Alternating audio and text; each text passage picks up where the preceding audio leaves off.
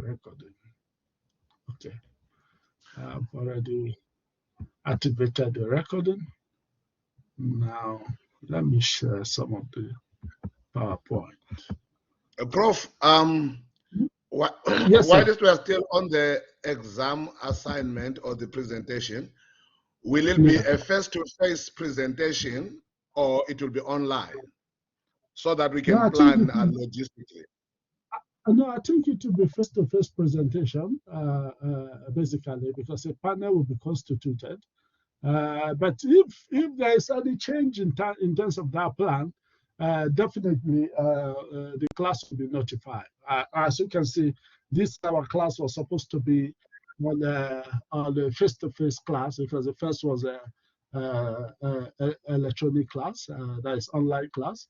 Then we were supposed to have a face-to-face class, but I think Roshana informed me that some of the students are facing logistical challenges, and I asked her, okay, find out from the general body if they will prefer an online class, then we can have it online, as a way of accommodating those having challenges, because I know some of our students are based in Cape Town, some of them are based in other regions and all the rest, So I think she came back to me that, of course, it seems the popular demand wants an online class. And I have to give it to the students in order to also help them to meet up their other obligations within their regions. So definitely the main presentation is supposed to actually be physical presentation. Yeah, but let me going closer to that. I will have also one-on-one with some of the panelists to see a possibility of the availability, and also see what the students also think with regards to presentation. Till then. Yes, I would suggest that perhaps the earlier the better, as you know that if you book your flights closer to the date and the hotel accommodation, it becomes unnecessarily expensive. So if we know in advance, I'm comfortable at a personal level for the face-to-face, so that I can see you face-to-face as well. Fantastic, fantastic. That'd be nice. Okay, no problem about that. John, hello. Yes, I'm still talking. Let me finish with our colleague. That would be nice. Let me just exploit that, have a chat with Prof. Nicolene, who is actually the qualification leader of this course, because she will definitely be part of the panelists. And of course, the other professor from Pretoria, University of Pretoria, to see the possibility of the availability. Then we will do it face-to-face if possible. Thank you. Okay, you can come up with a question. I'm hearing the next person. I'm so sorry. Maybe you discussed it earlier. My network is a bit unstable with, I get at times booted off the session.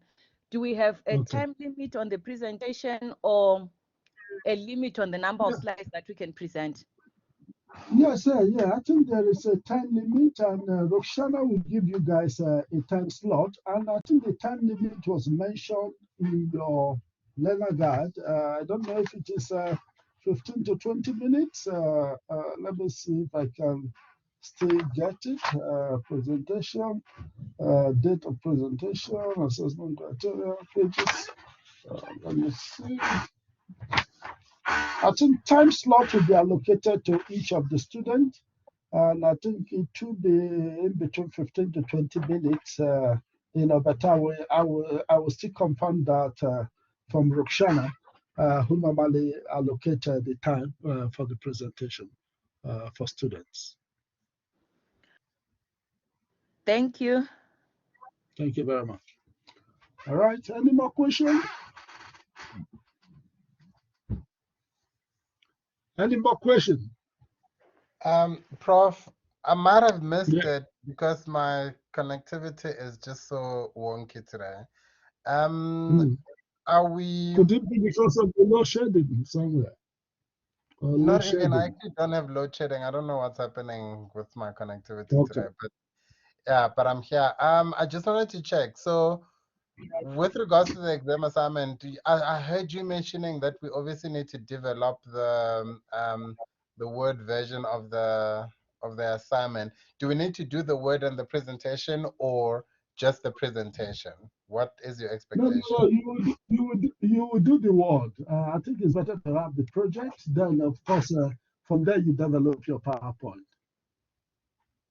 Okay, will we need to submit the Word to you as well? Yes, yes. You submit the word to me. Okay, because just the Because instructions, the instructions do not I'm have you say what?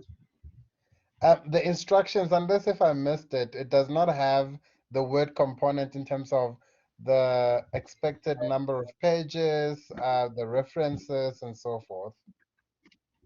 Okay, basically, I can send you some specification. I can upload some specification what is actually expected Required. of a project. I think 15 pages is enough for the Word document. 15 pages will be enough for the Word document, and from there you can of course develop your PowerPoint presentation. Almost similar to a research proposal. You know, if the research proposal, for instance, for masters, is in between 15 to 20 pages. You know, so if you develop 15 to 20 pages as a Word document, I think that is very reasonable and okay. Okay, and with references, obviously. Definitely, definitely. Okay. Because if we have the Word document on our table, we'll compare it to the presentation that you are making. Okay, now I hear you. Thank you. At least most of you must have done research proposal before, almost similar to that. When you present it to panelists, you know, they have the Word document of your proposal, and you present your PowerPoint on the either on the board or on the projector. You know, definitely we'll look at both of them and compare what you say. Okay. Noted. Thank Yeah, you. thank you very much. Okay, any other question? 400. Okay, you are welcome to ask your question.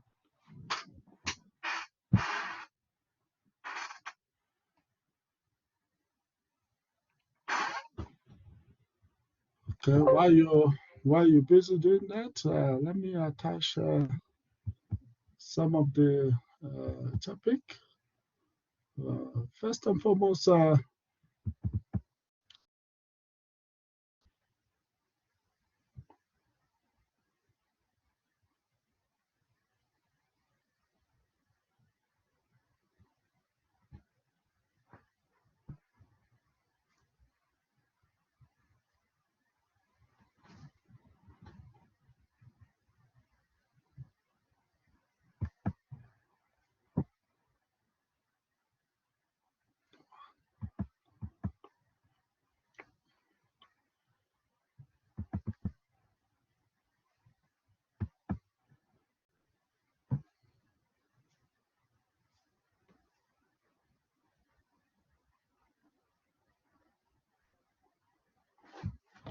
I'm just uploading some PowerPoint.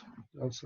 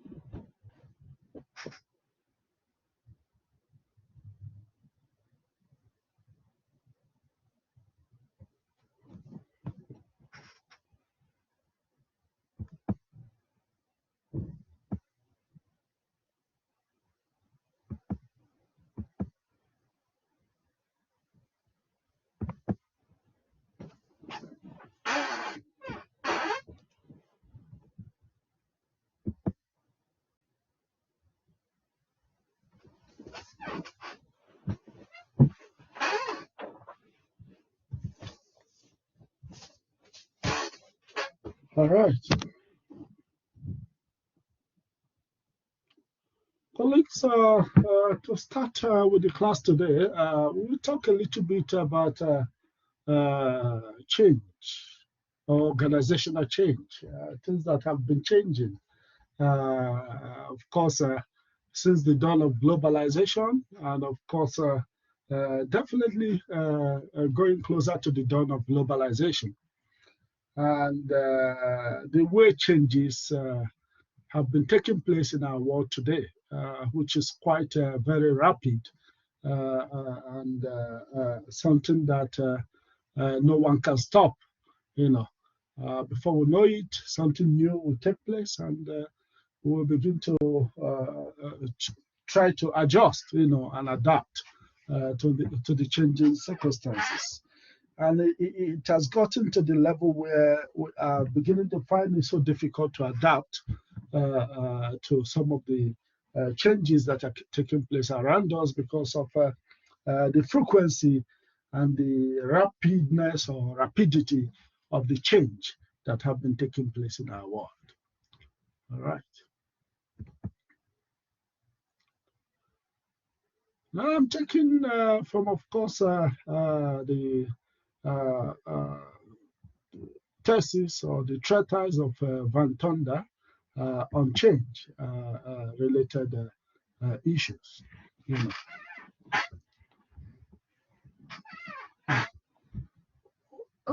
We have to keep it in mind that science took a remarkably long period of time to change to the current level. Science took a remarkably long period of time to the current level that we are witnessing with regards to change. And of course, we must also take into cognizance that the current pace of change, taking place in our world or across the globe has become very fast and rapid. The change has become fast and rapid, you know. And of course, right from the genesis of machine concept of organization, from the worldview of Newton science, Newton who believed that, of course, organization should be seen as a kind of machine, you know, that operate as a system, which is, of course, that concept of a system approach to organization. You say, from the genesis of machine concept of organization evolved from the worldview of Newton science. And of course, hence, basic science with its predictability and linearity triggered the concept of organization and organizational changes that can be completely managed. You see? So because Newton science was quite predictable, and of course, if we are applying science in organization, if we're using scientific approach on organization, of course, we can be able to manage change because change now becomes very predictable, you know. So change from that angle was considered as known quantity that can be predicted and of course managed. Change from that angle, from Newtonian perspective, is a kind of known quantity that can be managed or that can be predicted as well as managed. So often our knowledge and understanding of the nature of change is based on our stereotypical perception that may be far from reality. Often our knowledge and understanding of nature of change is based on our stereotypical perception that may be far from the reality of change.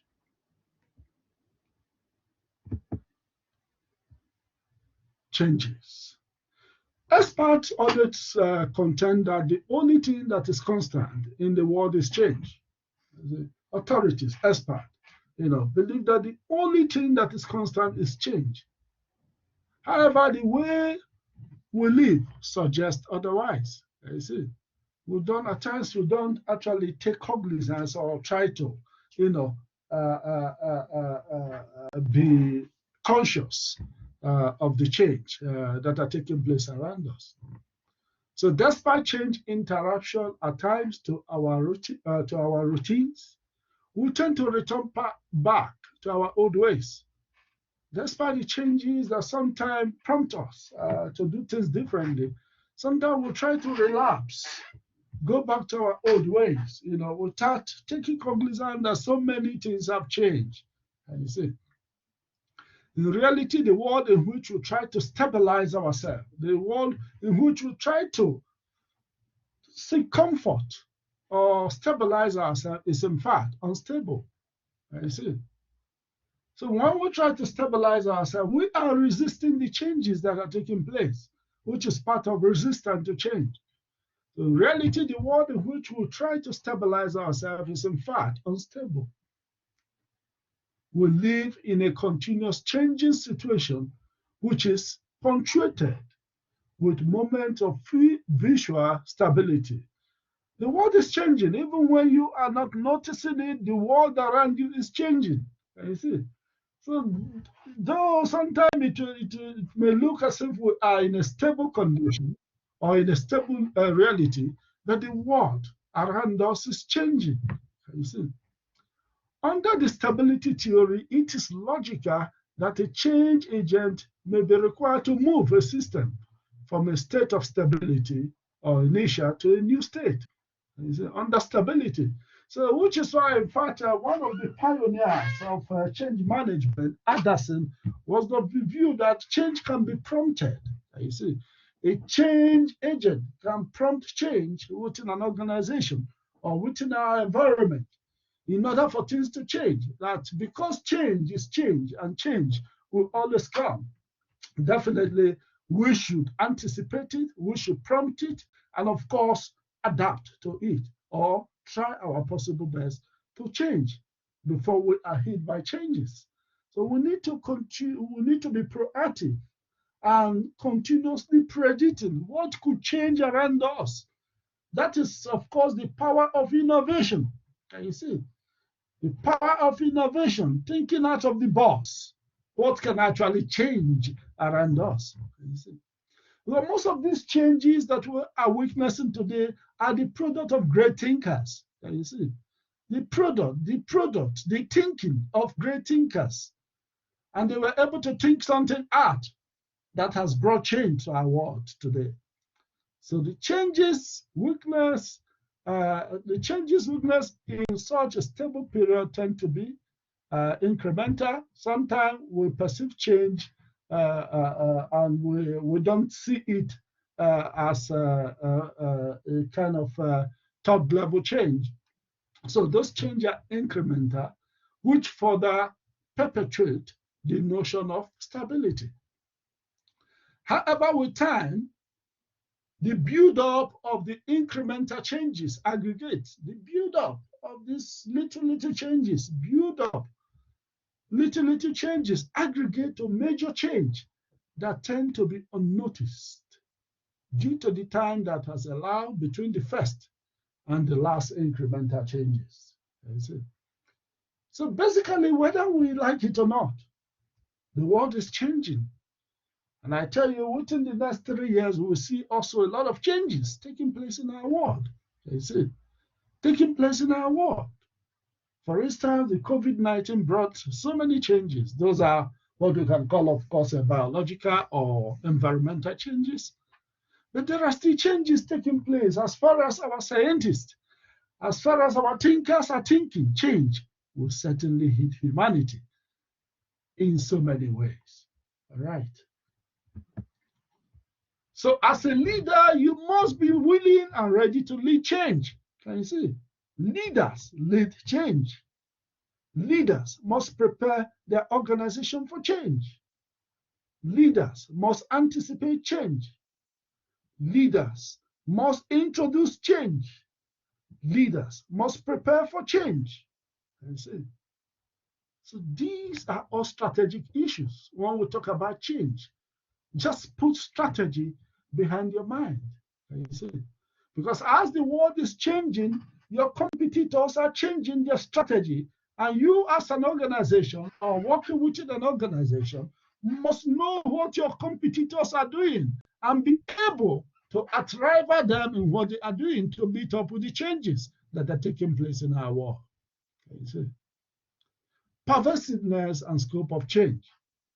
The pervasiveness of change.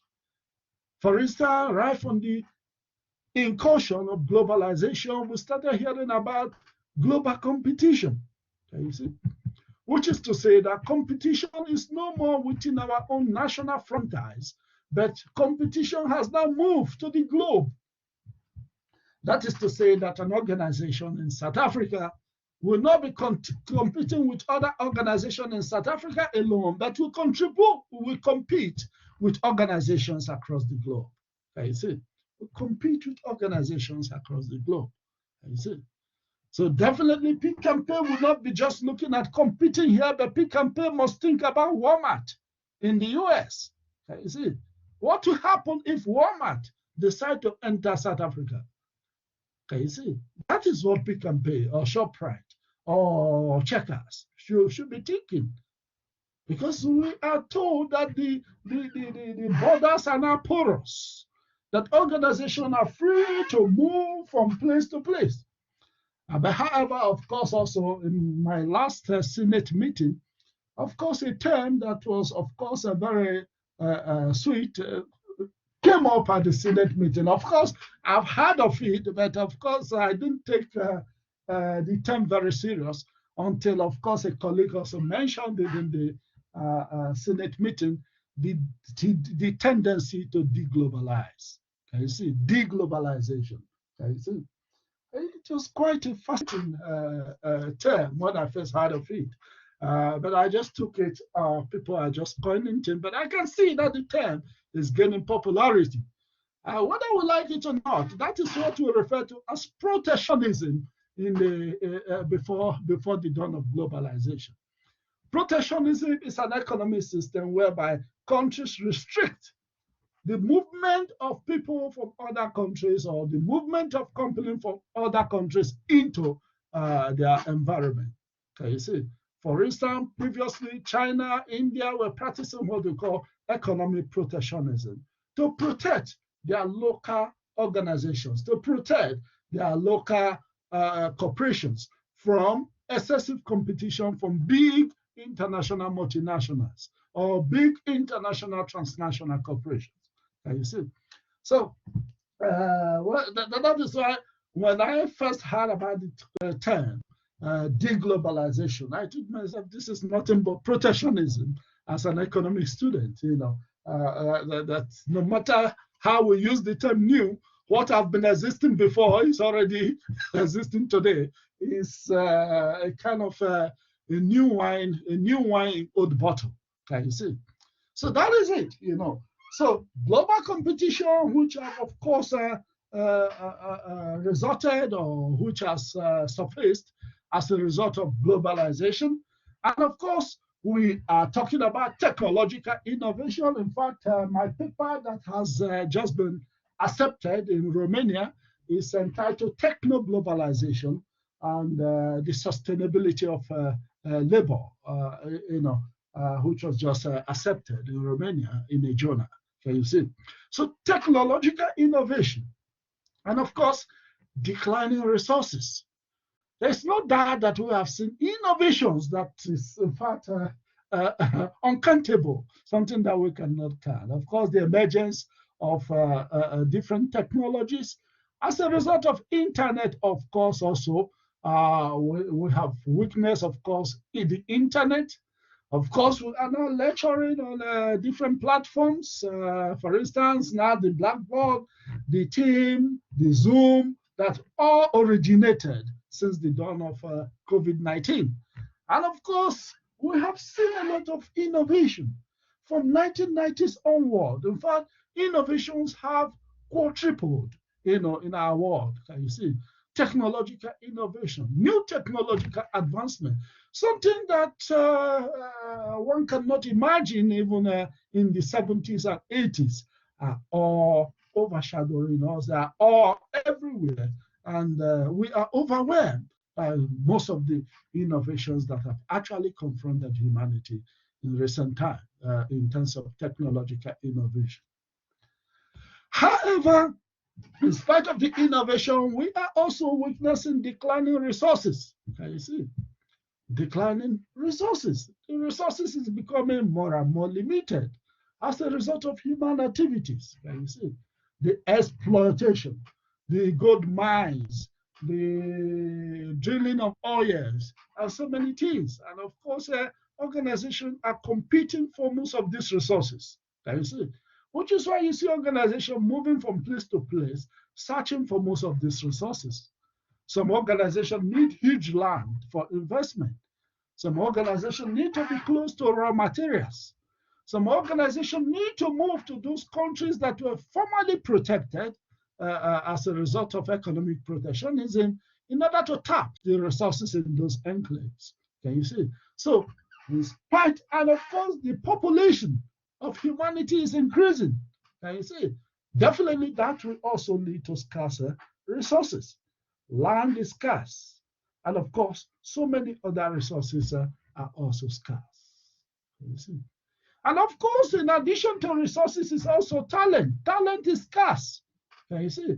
That is why we have what is known as talent wars. Can you see? When organizations compete for the best talent. All right. And like you know, talent is one thing that can make one organization to be ahead of the other. Talents. An organization have the best talents, definitely those talents will make the organization to be ahead of other organizations. Why is this so? Because every other organization may have machineries, every other organization may have finance, every other organization may have the building, the structure, but without the brain, without the people, without the human being, without the accumulated human capital, definitely these other resources are dormant. Can you see? They cannot become raw materials because it is only human that can manipulate these resources and make these resources to become finished products, to produce finished products. Can you see? So other resources may be there, but without the human resources, other resources are totally dormant. Can you see? It is the interaction of the human. It is the interaction of the man. It is the interaction of the human resources that can turn a raw material into a finished product. Can you see? Even if we have introduced technology, even if we have introduced machinery, definitely it is the human that will press the button of the technologies. Can you see? So global competition, technological innovation, declining resources are all very much evidence in our current world. The last half of the 20th century has witnessed the unlocking of countless scientific secrets in matter, space, and biology. Can you see? The last half of the 20th century. That is, like I told you, towards the end of, say, from 1989 onwards. Can you see? The invention of the automobile, jet aircraft, nuclear energy submarine, and space travel, and recently the cloning of live species, artificial insemination, and of course the collapse of former Soviet Union. In fact, we are still talking about the Soviet Union. And of course, why Russia invaded Ukraine. The perception that from Putin that, of course, Ukraine is almost a part and parcel of the old Soviet Union. And of course, when the crisis started, people were talking about the fact that the interest of Vladimir Putin was to bring back the USSR, the former Union of Soviet Republic. You know, and of course, the fall of the Berlin Wall, which is, of course, the unification of the East and West Germany to become the bigger Germany, and the advanced technology that convey real-time and graphic details into our homes. Can you see? That's in technology that transfers so many things into our homes. That's it. What was unthinkable years ago is currently being pondered and persuasively experimented. for instance, attempt to clone and cultivate extinct species. You see, extinct species. Some of the species, some of the animals that have existed before, they have been attempted by, of course, science to actually clone them, you see, and bring them back to life. You see, environmental pollution and degradation are all realities confronting humanities today. The global warming, we are witnessing that. We are seeing heavy cold in some regions. We are seeing hot, very hot weather in some other regions. Overpopulation, depletion of the ozone layers, ineffective social institutions to address problems of rising global population, such as poverty, persistent health challenges, ethnic conflict, just to name a few. Look at our world today. You see conflict in many regions. For instance, the Russia and of course the Ukraine conflict is a case in point. In the northern part of Nigeria, we are seeing a lot of conflict, Boko Haram and ISWAP, destroying and of course killing people within those enclaves in the northern part of Nigeria. And of course, within some other region, intertribal conflict resulting from, of course, issues of scarce resources, fight over land and the rest. And of course, fight over land is also reflected in SA. As we can see, the EFF talking about the need to reclaim land and the rest. So these are all some of the conflict that will continue to confront humanity in the 21st century. You see. And of course, persistent health challenges. We're seeing a lot of health challenges that are confronting humanity. Of course, recently we saw the COVID-19 that claimed a lot of lives. HIV was there over the years. Of course, science is doing their best to see how to minimize the risk from such kind of sickness, you know. So all these are realities that are confronting humanity. Endangered species are on the brink of extinction, as well as ecological disasters that we are hearing all over our world, the typhoon, the hurricanes, and all the rest in different parts of the world, in the US, and of course in Asia. You can see the flood in Pakistan in recent times. And of course, we have seen so many floods around Thailand and all the rest.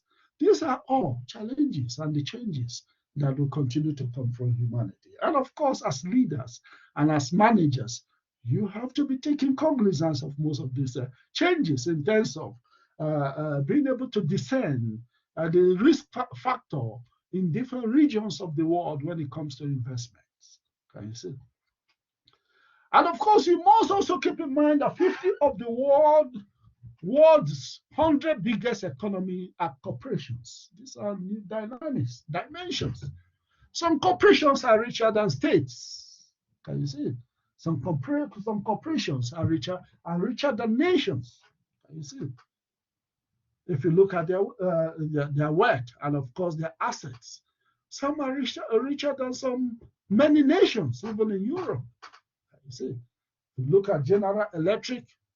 You look at, of course, other transnational corporations, the share in the petroleum sector, and of course, so many other big corporations in the mining environment. Some are even richer than some countries in our world. You see? So 50 of the 100 biggest economies are corporations. Information revolution and technological change has progressed in magnitude in terms of features such as power, speed, cost, and size. And you see, information revolution and technological change has, of course, progressed. You can see how much you get information now. So we are in an era of information explosion. And you see, you don't need to even watch CNN to get information. Information is now at your fingertip. Just Google your cell phone, you get the information you're looking for. And you see, so the world is now a world that is, of course, invaded with so many information that we cannot that could have been difficult to obtain some few years back. Today, if anything happens in US, before you know it, it is circulating on Facebook or on Instagram or on normal news as headline appearing on news, and you get information. Okay? So the world is now confronted with information explosion. Now you, the manager, you are the one that to select the best information to use. Can you see? You are the one that will be able to look at all this information and be able to filter the right information for use in your organization or within your organization. All right. We progress. So organizations and change. Organizations have been confronted with constant changes since the early 1990s. Hence, institutional transformations such as reorganization and restructuring have become the order of the day. As a result of most of these changes, we are seeing a lot of institutional transformations such as reorganization and restructuring. Can you see? And of course, with regards to restructuring, organizations are becoming more slim. They want to be slim and as well as mean. As a result of that, we are seeing a lot of new varieties of mergers and acquisition in our world, which is also referred to as amalgamation in India, where or what people also refer, or of course, a business-minded people refer to as corporate marriage or corporate mergers. Can you see? So organizations are restructuring, and of course, most of this restructuring also will have impact on the bottom line. It will have impact on the employees also. Can you see? Because when two organizations, heavyweight, decide to merge together, definitely they will realize that certain employees have become redundant overnight. And most of these employees have to be, of course, sent back to the labor market or dealt with. Can you see? So, however, organizations seem to struggle with these myriads of changes, as can be observed from the reducing life expectancy of most organizations and very weak adaptive responses. Because of most of these changes, we are seeing organizations failing. Can you see? Organizations failing. A good example was the Lehman Brothers in the US, which of course was part of the 1998 global economic meltdown. Can you see? When organizations started defaulting with regards to the loans they have collected from banks, can you see? And as they defaulted, other banks that they have borrowed from defaulted to the bigger banks. And before we know it, the world was saddled in an economic crisis. Can you see? All right. So those are some of the realities that are confronting humanities. And of course, with regards to definition of change, Ford and Ford says that change is a phenomenon of time where something over time returns to something else. And of course, from the perspective of Ford and Ford, change is a sequence of activities that emanate from disturbances in the stable force field that surround the organization or object, situation, or person. Tend to focus on the role of context, stability as preferred state, and the onset of a chain reaction of events when the force head is disturbed. And of course, Cantor, Stein, and Jack were of the view that change is a process-oriented, you see, and define this as a dynamic process concerned with the modification of pattern behavior. You see, that change is a modification of pattern behavior. You see? So change may be described as making or becoming different. You see? Influencing people also to change the way they do things. You see? So the pattern behavior, the routine behavior that is within an organization, being able to change people to something new, to behave in different ways. That is, of course, the process-oriented definition of change from the perspective of Cantor, Stein, and Jake. And of course, Porras and Silva perceive organizational change as consisting of the following components. That is, the first one is an initiative which alter critical organization processes, which in turn influence individual behaviors and which impact organizational outcomes. So first of all, with regards to change, definitely the behavior of human beings are being altered, can you see? And definitely the changes that are taking place, whether ecological change or whatever, or biological change, will definitely alter human behavior. For instance, during the COVID-19, we were all asked to wear our mask, can you see? Our behaviors were changed, can you see? I remember some years back, if you are talking to someone and the person is closing his or her nose, you feel offended. Why is this guy closing his nose? Maybe my mouth is not my mouth is smelling or something of that nature. Can you see? But during the COVID-19, you can't help it to, in fact, totally close your nose and your mouth with a face mask. Can you see? Which simply actually reinforces the hygiene issue that people were actually keeping before. When somebody else talks and you sit down there, close your mouth. A little bit of offensive, if you are the one talking and somebody is closing his mouth or nose, But during the COVID-19, it became a reality before us. Can you see? So those are definitely behaviors we have to actually change. All right. And of course, from Ackerman, who is one of the powerful writers on change, Ackerman differentiates between the three forms of change, which he calls, of course, the first one, developmental change, which is when we talk about developmental change is an improvement of what is in existence. That is, what is in existence, we develop it into something new. Can you see? So it is progressive and procedural. And of course, Ackerman also spoke about the second change, which is a transitional change. Can you see? With regards to transitional change, Ackerman was of the view that it is implementation of a known new state, and management of the interim transition state over a controlled period. So it is also progressive. Can you see? But of course, the third form of change, according to Ackerman, is transformational change. Transformational change is emergence of a new state out of the chaotic death of the old state, which is unknown until it takes shape.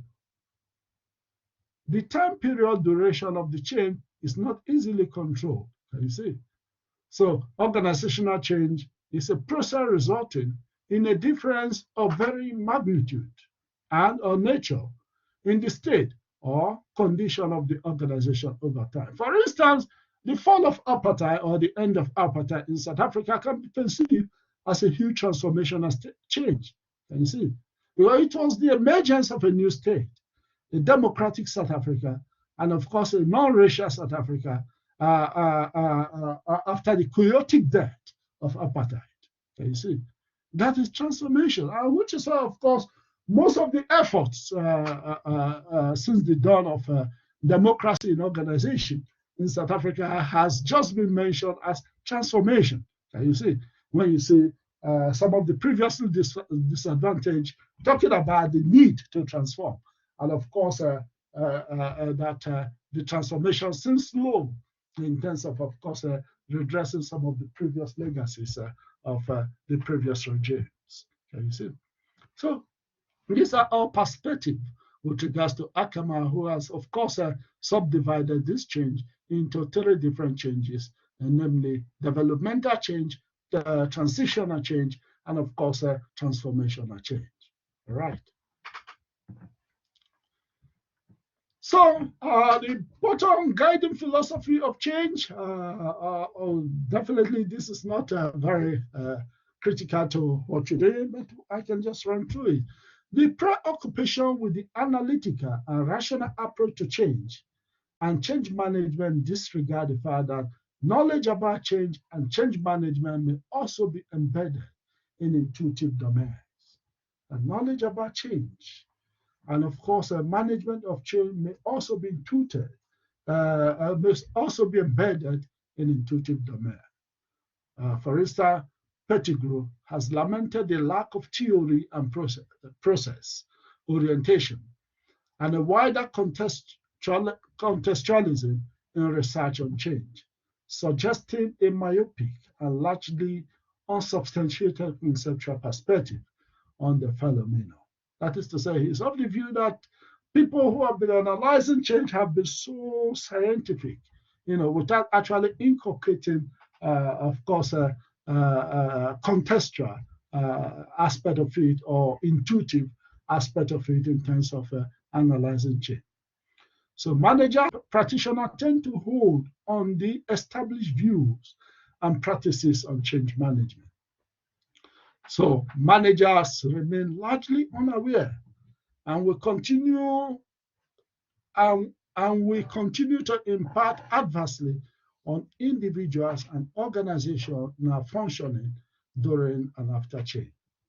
So managers' tendency to focus on the technical aspect alone of change and at the same time ignoring the vital human elements.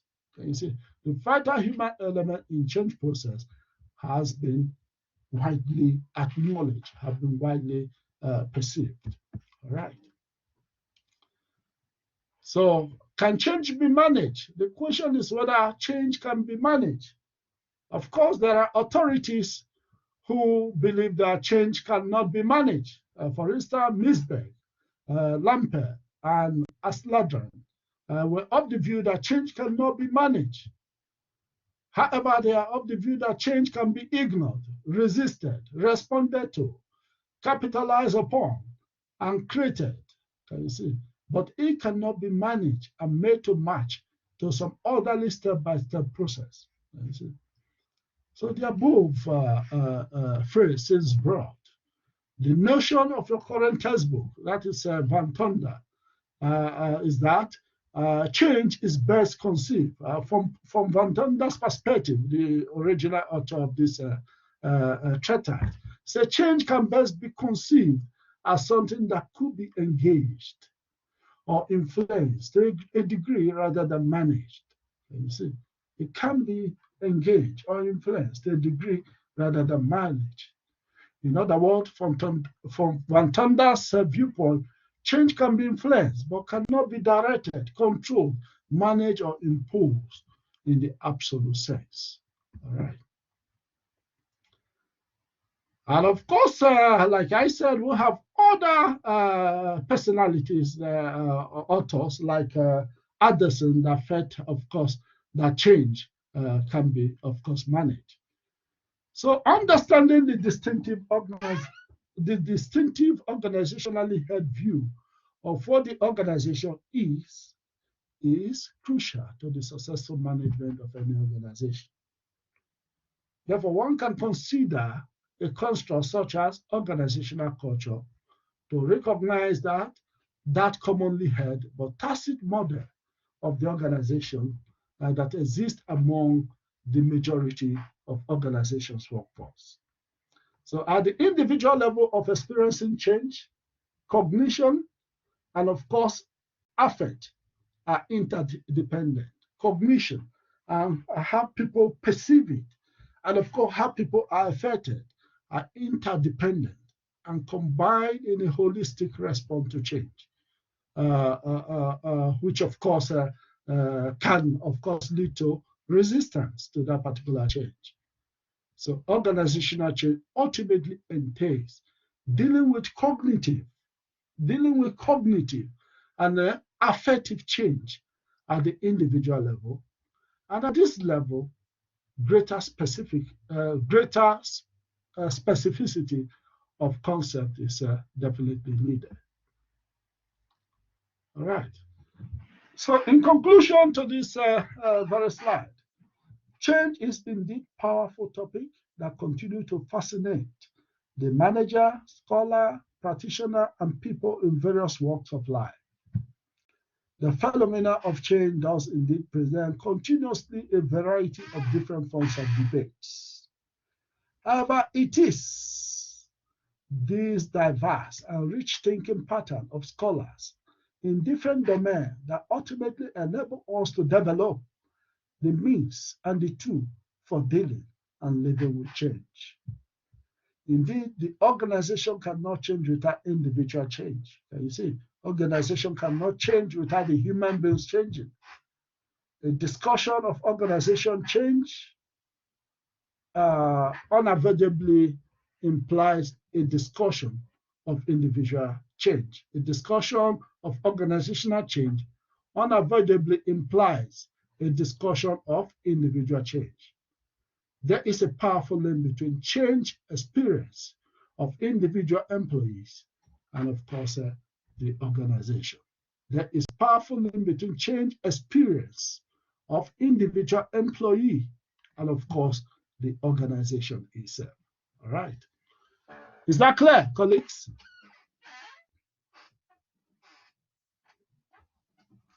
Is this introduction clear with regards to change? Yes, Prof. Fantastic. All right. With that, we progress to our next slide. Of course, so let's slide. Okay.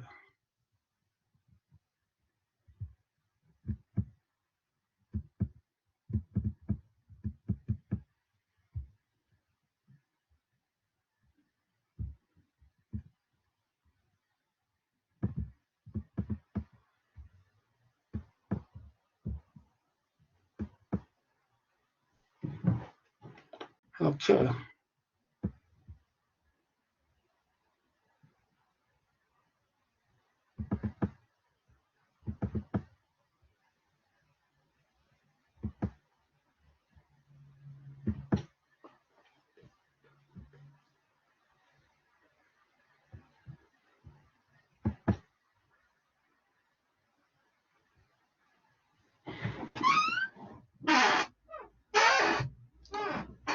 The next topic we'll be discussing about is, of course, globalization. And of course, the issue of globalization will also be tied to the discourse on change, most of the change that have taken place, and of course, how globalization has affected many of us. Of course, system thought in change will also be reinforced in this particular discussion. And of course, the role of leaders within the global environment will also be shared. Imperativeness of globalization. First and foremost, we'd like to begin by defining what globalization is all about. According to Scler, globalization is the process of interaction and integration among the people, companies, and government of different nations, a process driven by international trade and investment, and aided by information technology. This process has effect on the environment, on culture, on political system, on economic development, and on prosperities, and on human physical well-being in societies around the world. However, from the perspective of Giddings, he said globalization is the intensification of worldwide social relations, which link distant locality in such a way that local happenings are shaped by events occurring many miles away. Can you see? So that is to say that globalization, of course, is driven by international trade and investment. Globalization is, of course, aided by information technology. That is why, of course, there is a statement that, in fact, globalization wouldn't have been without technological advancement. And also, of course, there's also a perception that technological advancement wouldn't have actually spread or changed rapidly without globalization. You see? So both of them goes hand in hand. You see? So the process has effect on our environment. You can see the environmental changes that are taking place. We have mentioned that. On culture, can you see? On culture, on how people do things. In fact, there's a perception that, of course, that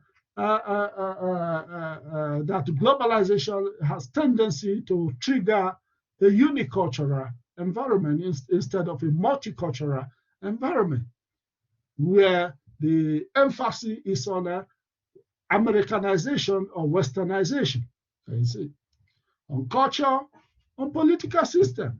That globalization also has effect on political systems. And of course, definitely we can say also with regards to political system, issues of the West trying to sell democracy to other countries across the world. You see, trying to push democracy to other parts of Africa where there are authoritarian regimes and all the rest. You see. But the fact of the matter is that will a single culture save humanity? That is, of course, the question that we should be pondering in our hearts. On economic development and, of course, prosperity, there's, of course, a perception that globalization will bring about economic development and prosperity and on human physical well-being in societies around the world. But however, also, if we look at some other issues, we see that this perception have not been totally achieved. Globalization has not spread economic development and prosperity to all across the globe. We still have high number of poor individuals across our globe. We still have unemployment increasing day after day, year after year in many countries across the globe. We have also seen human well-being being affected as a result of the new economic system. Can you see? So these are, of course, certain opposition to most of this initial definition and perception about globalization. And of course, from that Giddens definition, globalization is the intensification of worldwide social relations. Social relations which link distant locality in such a way that local happenings are shaped by events occurring many miles away. Definitely, that definition makes sense. In the sense that what is happening today in America affects people in Africa. For instance, we were told that the war in Ukraine is affecting the oil price. And of course, it's affecting the food supply across the globe. Can you see?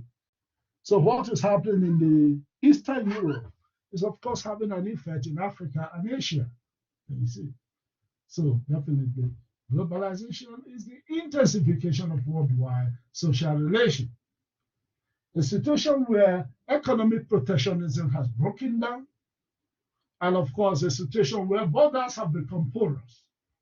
And as such, social relations between nations and people of nations have now blossomed. And of course, people now can move from one place to the other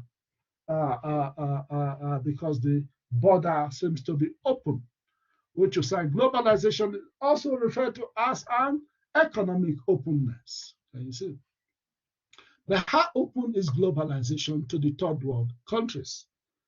This is also a question that we will continue to ponder as, of course, a student of management and, of course, students of globalization. All right. Triggers of globalization. What are the triggers? What are the reasons? Why did globalization come into being? Why has globalization surfaced? What prompted it? You see, there are various arguments, there are various debates around what prompted it. And I think I remember in one of my treatises, I did argue that one of the reasons or one of the things that prompted globalization was the supreme mandate of God. And that paper was published. If you want to read it, you can Google it. Maybe you type supreme mandate, you type Wilfred Ukpere. You see it on Google Scholar or on Google. So I was able to argue that it was the supreme mandate of God that has triggered globalization in one of my treatises. You see. And of course, the fact that right from the beginning, God asked man to multiply and subdue the earth. You see. that I was able to actually to argue that the movement of man was born out of that innate mandate, the supreme mandate for man to move. That is why, since the origin of man, the human existence has been that of movement, has been the case of movement.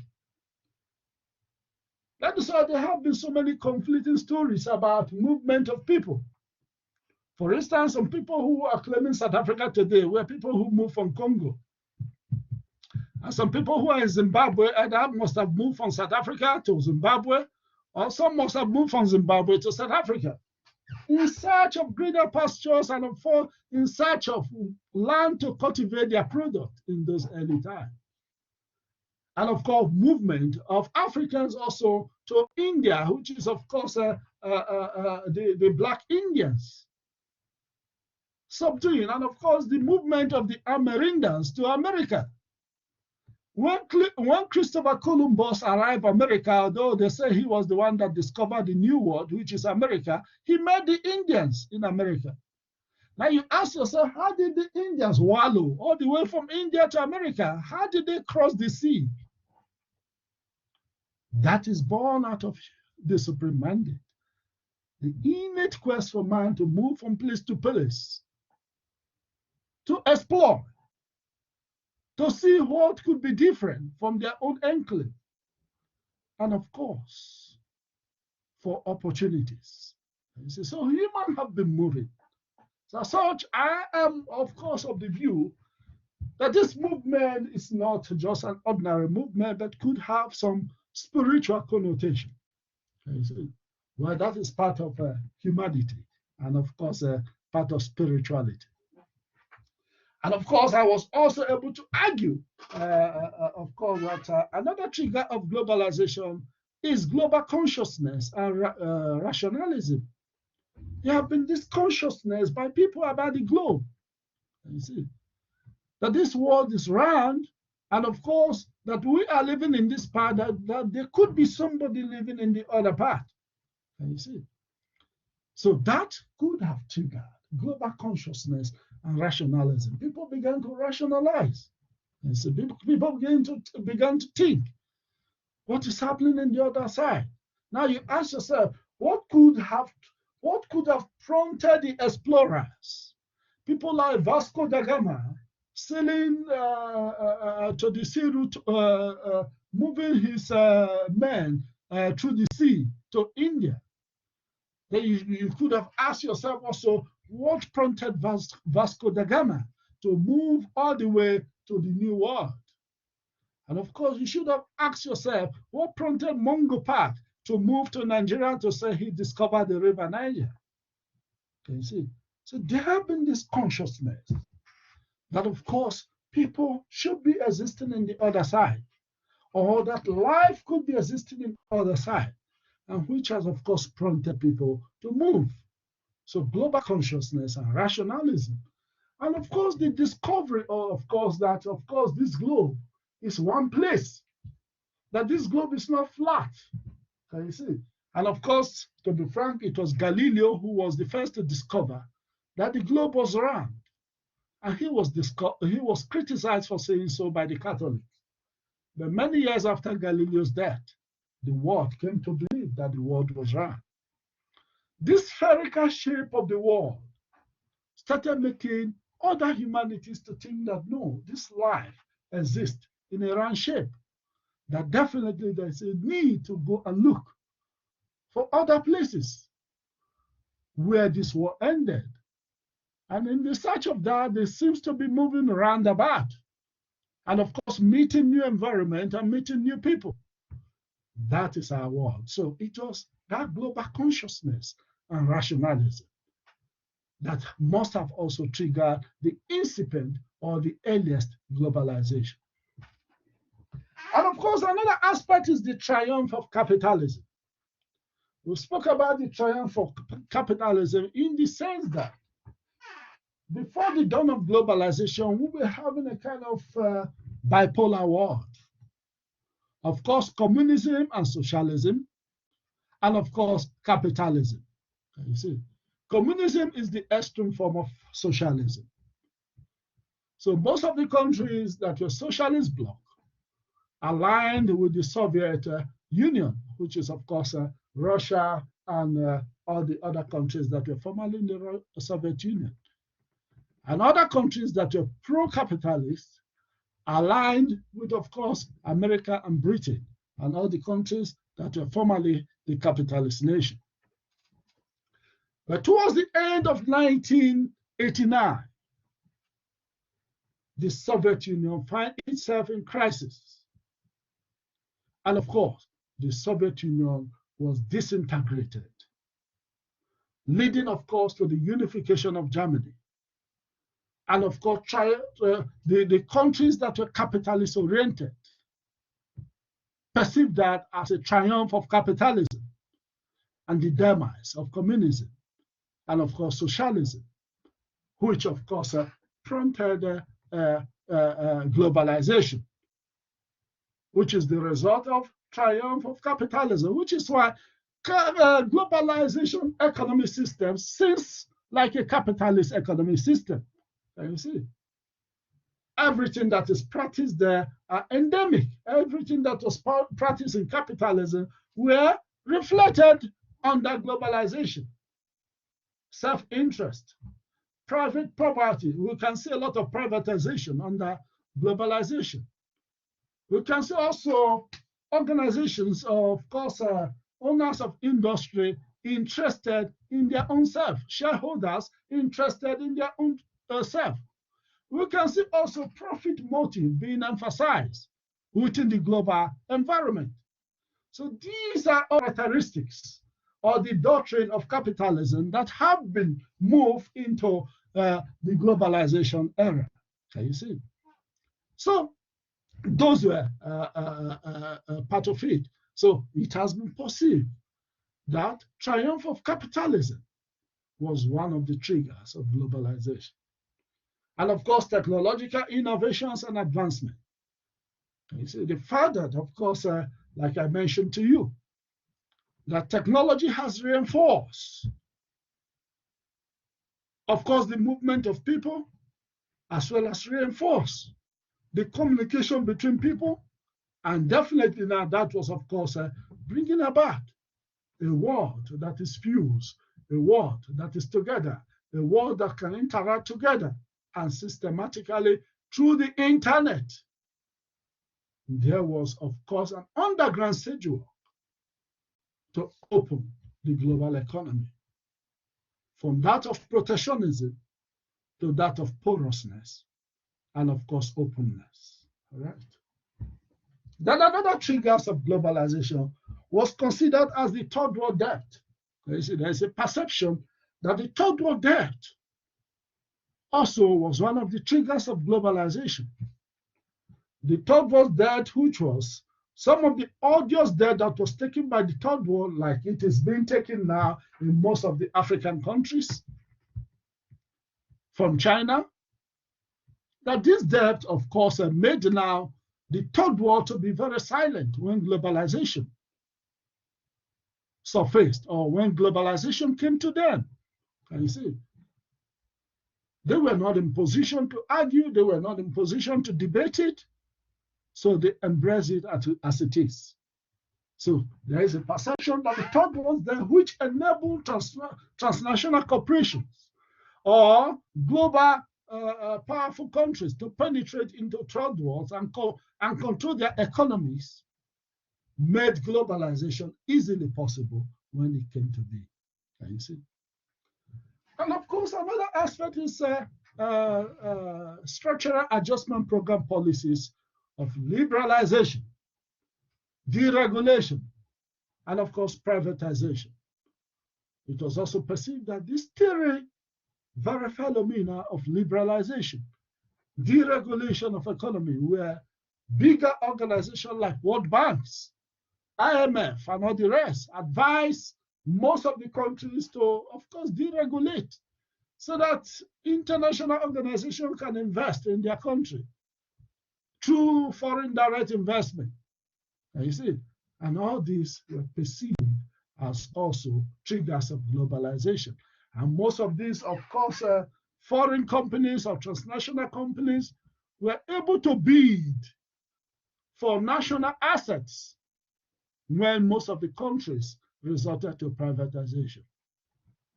Right? There's also a perception that the dominance of transnational cooperation, you see, also triggered globalization.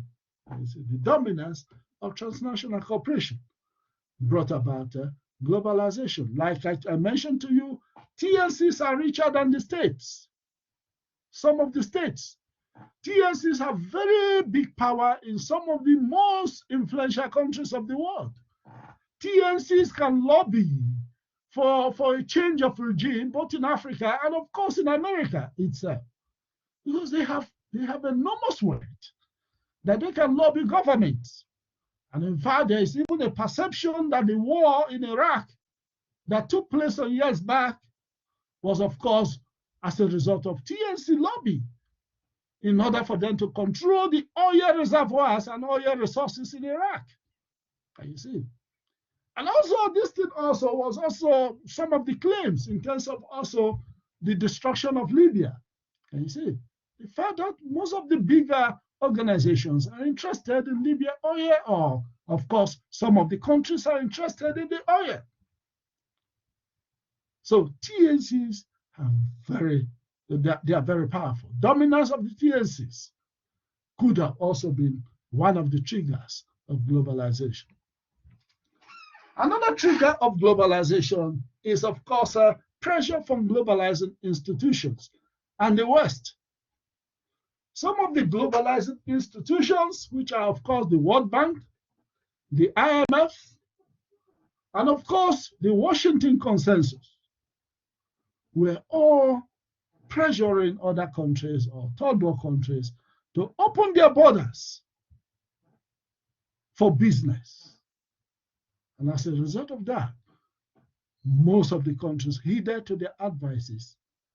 And of course, that, of course, brought about increase the level of countries opening their border to global forces.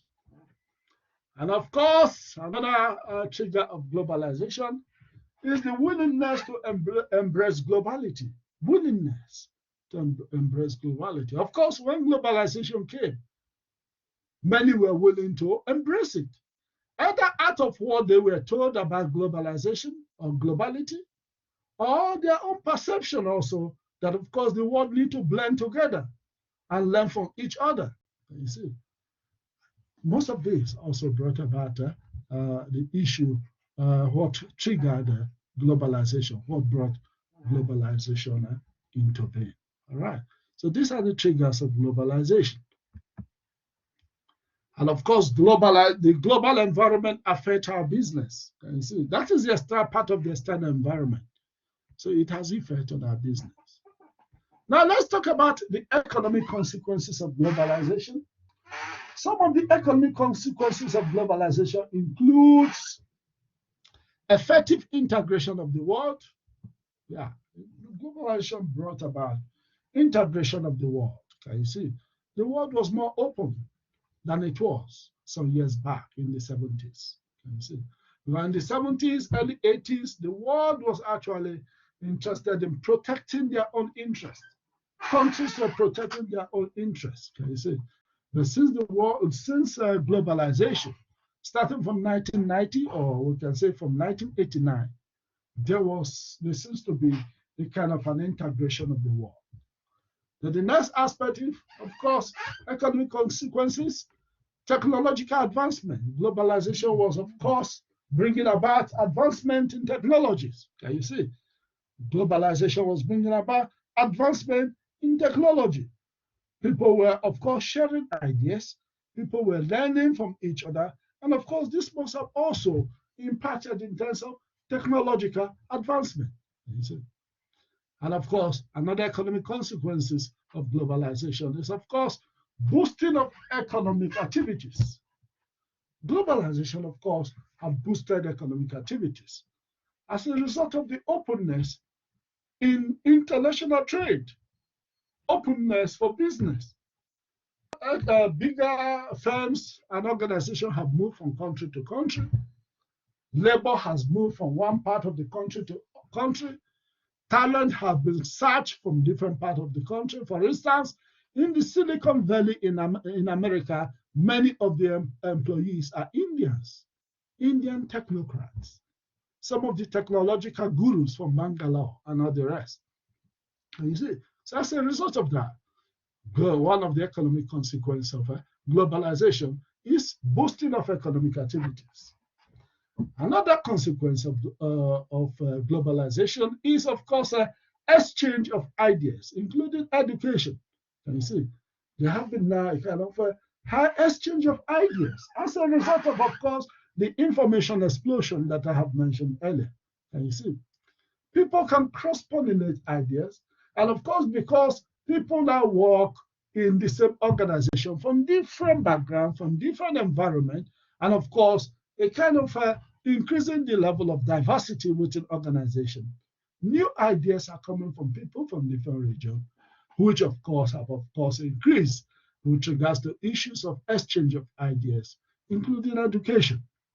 People can now travel from one country to the other at ease to acquire knowledge. All right. Another aspect is economic consequence of globalization is accelerated pace of economic progress in many nations. Yeah, of course. Globalization did help to accelerate economic progress in many nations. But for many other nations, it actually worsened the economic situation in those countries. And of course, information explosion. Yeah, the fact that information has exploded, that could be considered as one of the economic consequences of globalization. We can get information at the tips of our hands. Can you see? Then, of course, accelerated business transaction. Globalization has accelerated business transaction.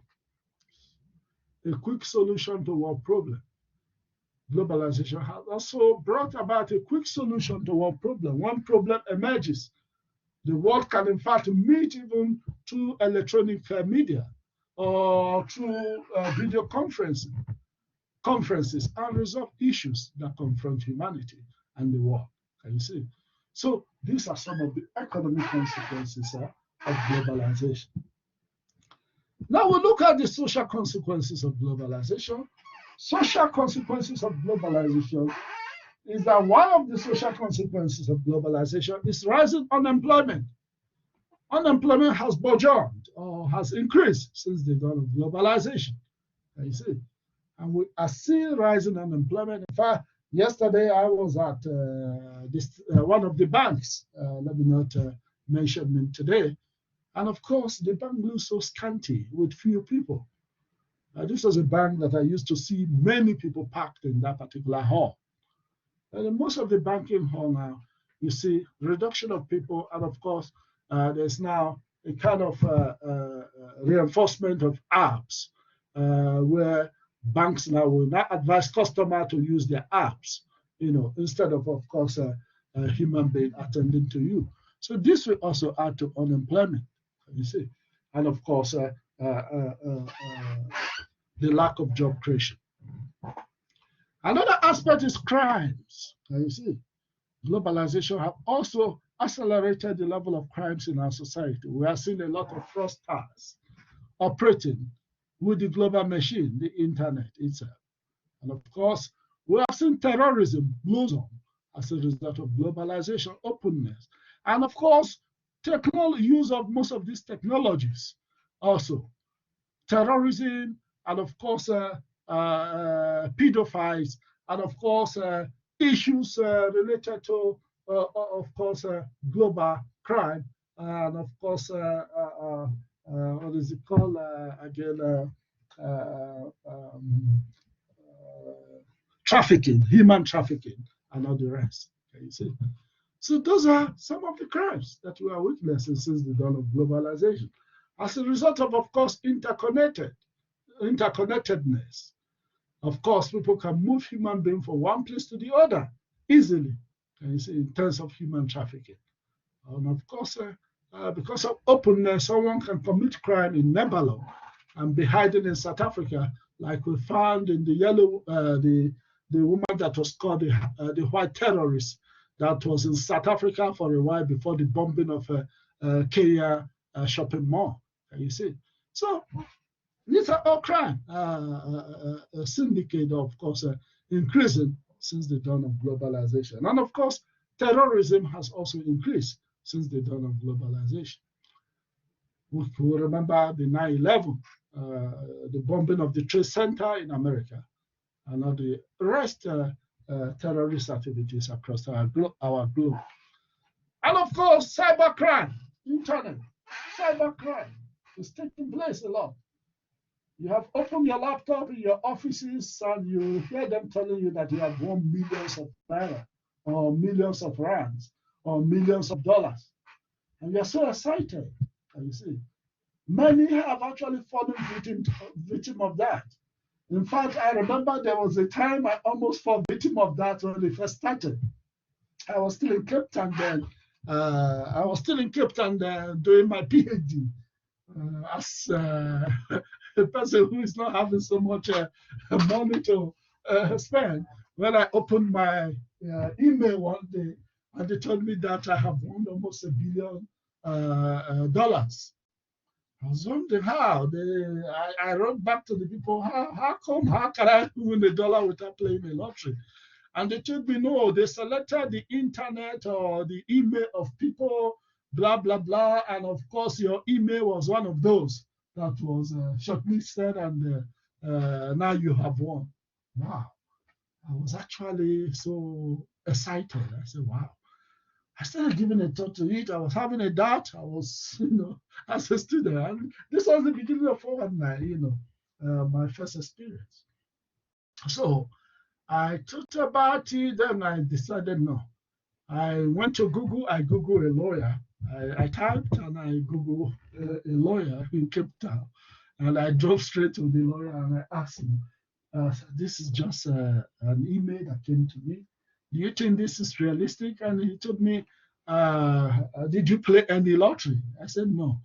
He said, no, then it should be a scam. So, but I left his office. I was not still believing. I just said, let me keep communication open with these guys, So I started harassing this guy. Okay, I think he said I should travel from Cape Town to Johannesburg for more discussion of how to claim my money. So I told him, well, if you want me to come to Johannesburg, at least part of that money that I have won, can you send me a ticket to travel to Johannesburg? Because I don't have extra money for ticket now. So, and the guy did not respond. And after some time, I started calling him. The next thing the guy told me, he said, because you have been disturbing us so much, then you have lost your, you did not win again. We have decided to forfeit your lottery wins. I was really mad. I insulted the guy on phone. I quarreled with the guy. Because he took me all off. But let me tell you the truth. Many have fallen victim to this. Can you see? You must know that many have fallen victim to this kind of scams. That was my first experience when somebody was planning to scam me, which is part of the cyber crimes. And of course, definitely apart from cyber crime, you have also received threats in your internet or in your phone of somebody harassing you, which is of course what is known as cyberbullying. Can you see? Many of you have received that. In fact, recently, a friend of mine wrote it on Facebook that he's been bullied, and they told him that he should pay a certain amount, otherwise they will disclose all his activities and everything. For the fact that I myself have experienced cyberbullying, I just told him not to reply them again. He should just keep silent. Everything they are saying, he should not respond. Yeah, I have received cyberbullying on my internet, in fact, my official UJ internet. Apart from even cyberbullying, I have also experienced issues of phishing. They say they call it phishing, where they send information and they tell you, oh, this is from a Standard Bank, or this is from this. Can you put all this, your bank details, and this, we are just doing a verification of something. And you type, you innocently type, because The email is almost like email from Standard Bank and the rest. You type all your details and the next thing you see money flying away from your account. So these are all cyber crimes. Can you see? So apart from cyber bullying, this is also another scam. So cyber crime is also part of it. Those are areas where, of course, human beings sometimes are faster than technology. Can you see? And of course, another social consequences of globalization is, of course, cultural homogenization. I have mentioned to you that the tendency seems towards Americanization or Westernization of the world. And you see, so there seems to be a homogeneity in culture. And I was giving somebody, some group of students, a gist in terms of my experience with India. When I was a student in India, in fact, most of the dressing attires of the young maidens or the females is their Indian sari, which is up to after the ankle, very long sari, And also their native trousers, which of course look beautiful on them. But I remember when I went to India the last time, that was around 2018. 2018.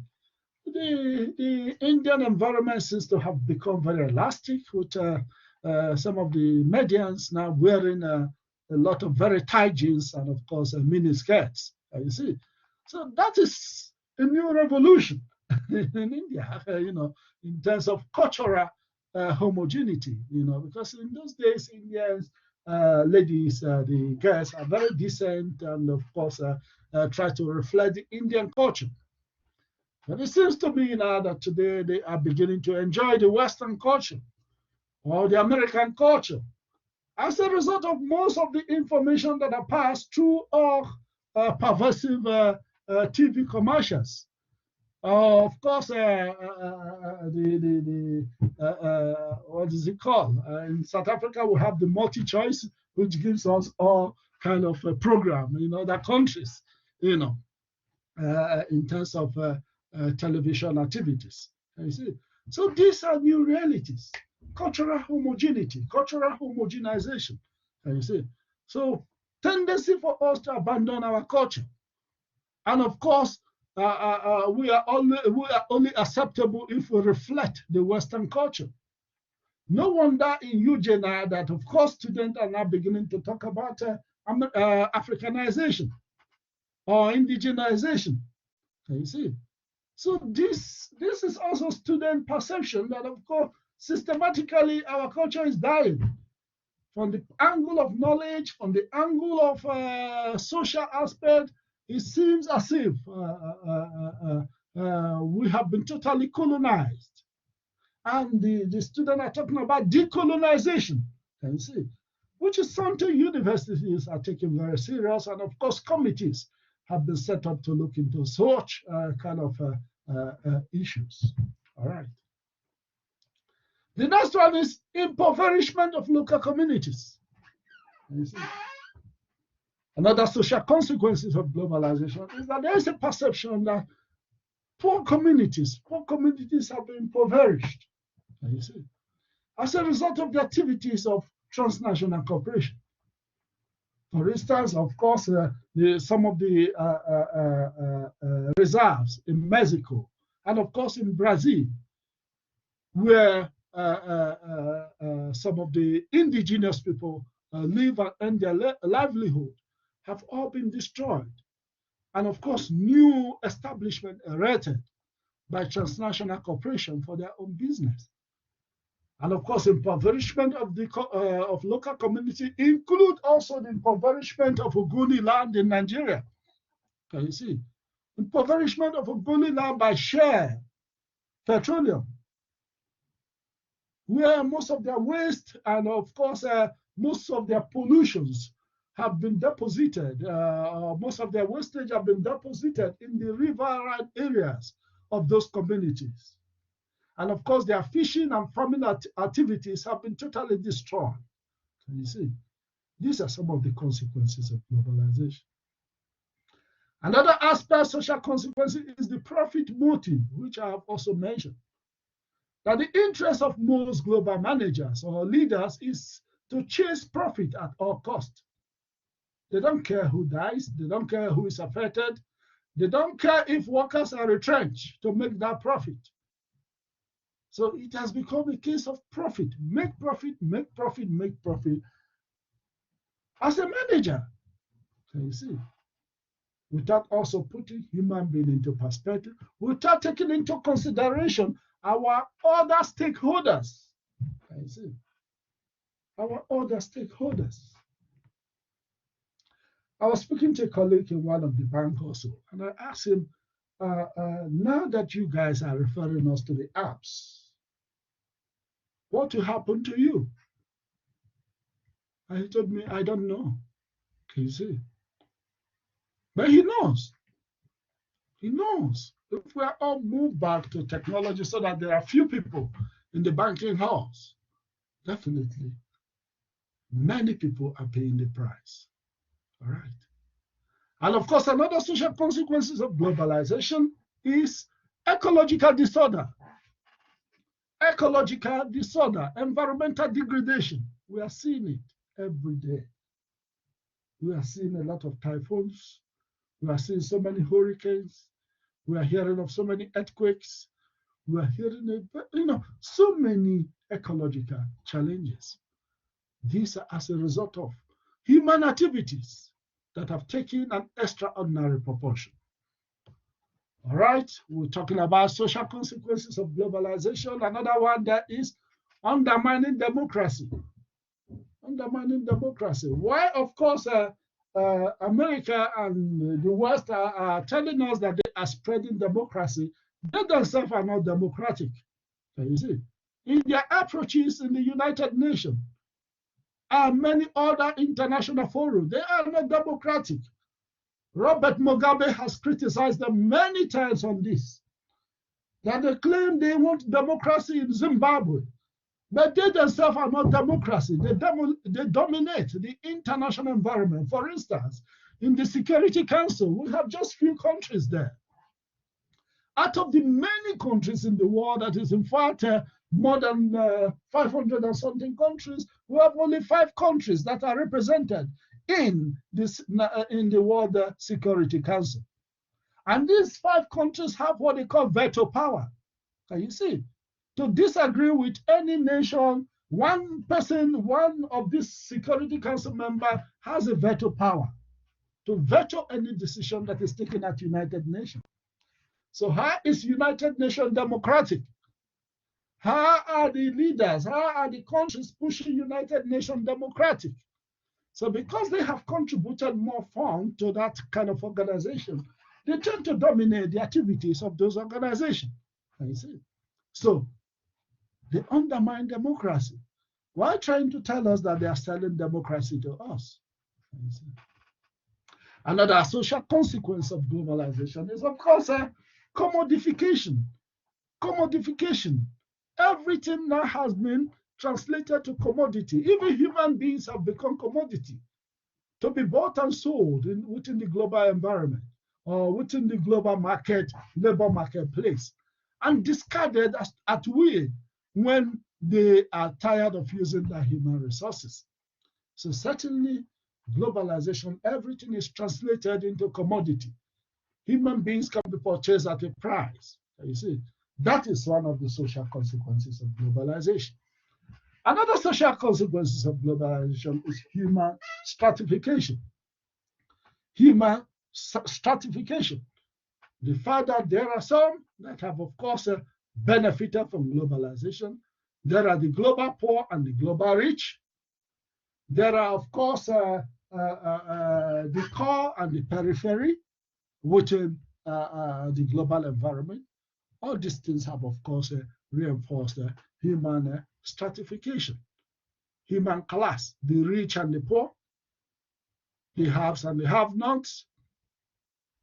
In terms of course, a digital divide, those who can access technology and those who cannot access technology. I remember during the COVID-19, there are students that were affected with regards to issues of data, with regards to issues of internet connectivity. So they faced a lot of challenges.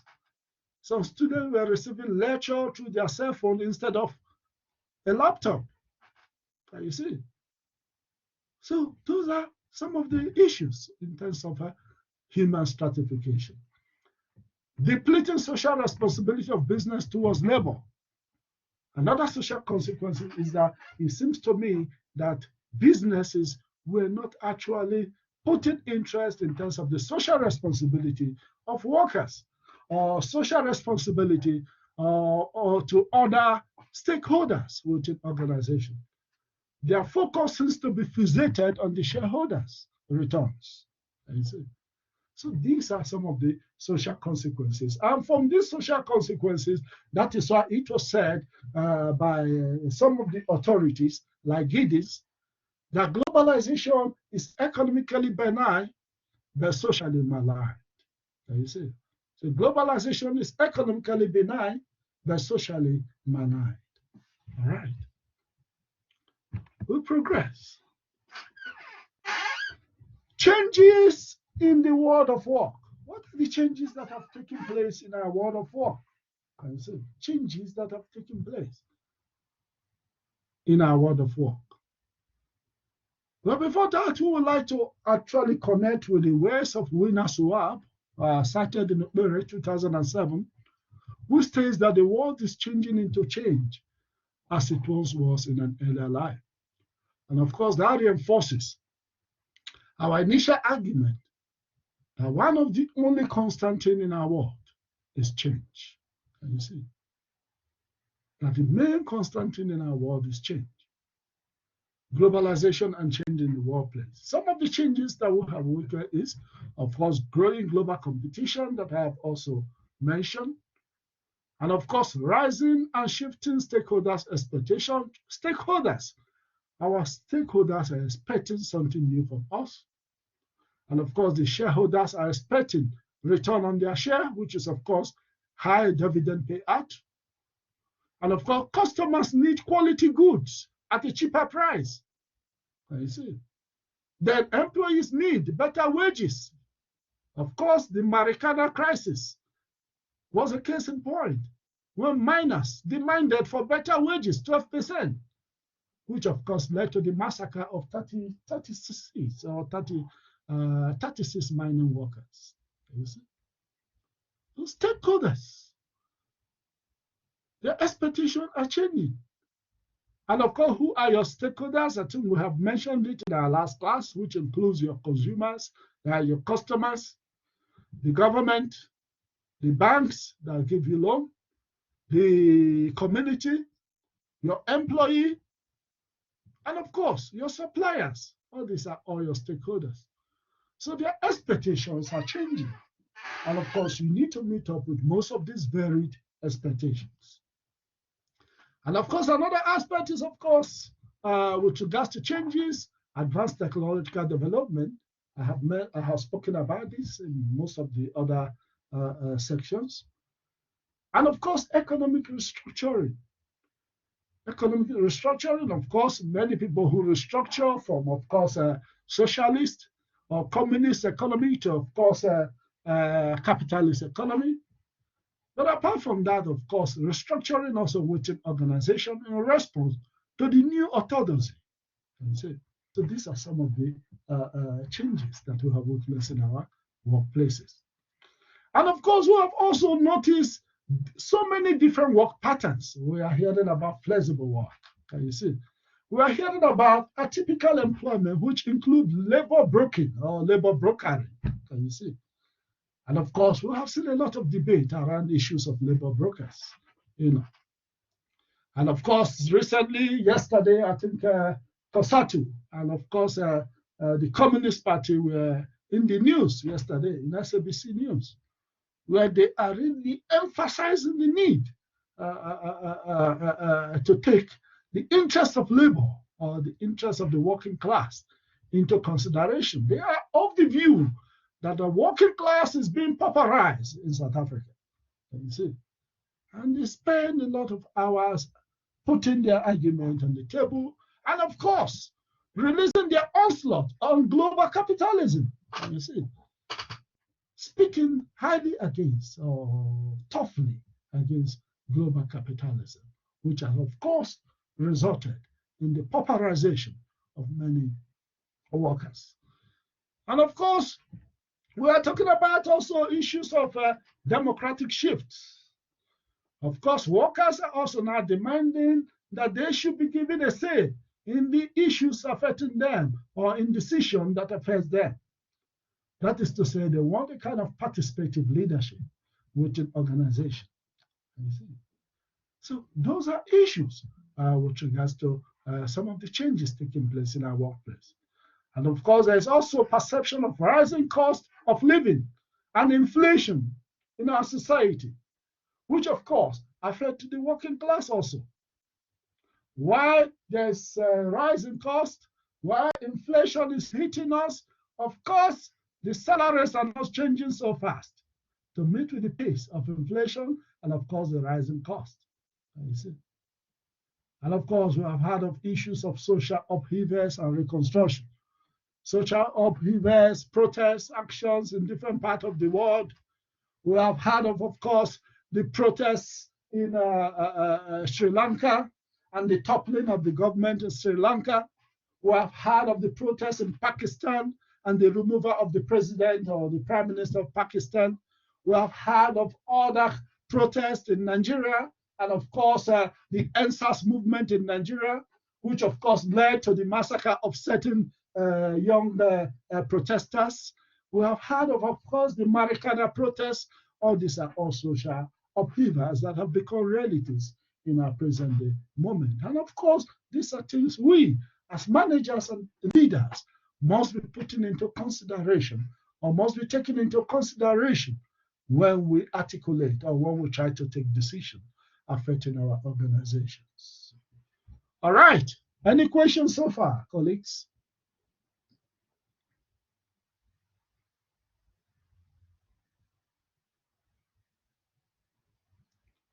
Any questions so far? Have we fallen asleep? No, we're listening, Prof. No questions so far following the session. Okay. Can I hear somebody confirming what he said? No questions so far. We are here. Okay, fantastic. All right. Okay, being here is one thing, but also getting the gist is another. Are you getting the gist? So far, so good, Prof. Yes. Fantastic. We'll progress. Great. So most of all these changes that have been taking place in our workplaces have also brought about what we call, in terms of complexity in doing business. Can you see current global business environment? The business environment has become more complex. Can you see? Because it's not stable. Can you see? Complexity in doing things. Of course, if we are transnational corporation, we have to meet the requirement of different nations in terms of doing business. Can you see? The tax implication may be different for different nations. Can you see? The way, of course, you manage people, the way you handle labor will be different for different nations that you operate. So that will bring complexity in terms of the world because of the laws, the different laws in different parts of the world that you want to invest your money in. And of course, the different cultures in those environments. For instance, you will not actually behave the same way you behave in South Africa, in Saudi Arabia. Otherwise, you find yourself in problem. Can you see? So complexity. So people now have to become more culturally sensitive in terms of what they do, most especially when you are investing or when you are part and parcel of a transnational corporation or a multinational corporation. Or of course, a South African corporation planning to invest in, of course, other part of the world. You see. Then, of course, definitely the business environment has become very volatile. Can you see? It has become very volatile. It's not stable. You see, it has become very volatile. No stability. Things change every minute, which of course reinforces what we have been discussing with regard to changes that are taking place in our world. And all this complexity, volatility will affect our organization one way or the other, whether we like it or not. You see? It will affect us one way or the other. You see? And part of that volatility, complexity also within our own environment, South Africa, we are not getting what is called load shedding. As I'm delivering this lecture, I'm still praying to God in my mind that they don't stop us with load shedding. You see, although I know that I have an extra Wi-Fi to operate when I'm logged off, but the interruption alone, can be quite a major issue. Can you see? And of course, these issues, complexity, volatility has, of course, reinforced or brought about several global economic crises. The world has been facing so many economic crises. The Mexican peso crisis, the 1998 global economic crisis, and so many economic crises that are hitting the world very often and from one way to the other. You see. And of course, definitely, the global economic crisis has also, of course, reinforced the issues of unemployment. Because any crisis brings about also crisis in organizations.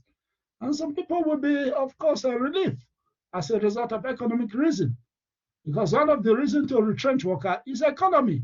When economy is in a downturn, definitely you reduce your labor, you reduce the human beings that you are paying. You see, in fact, that is one of the excusable reasons to retrench workers, economic downturn. You see, and of course, as a result of unemployment, and of course the global crisis, then the inequality in society will expand because many people are on the street looking for jobs.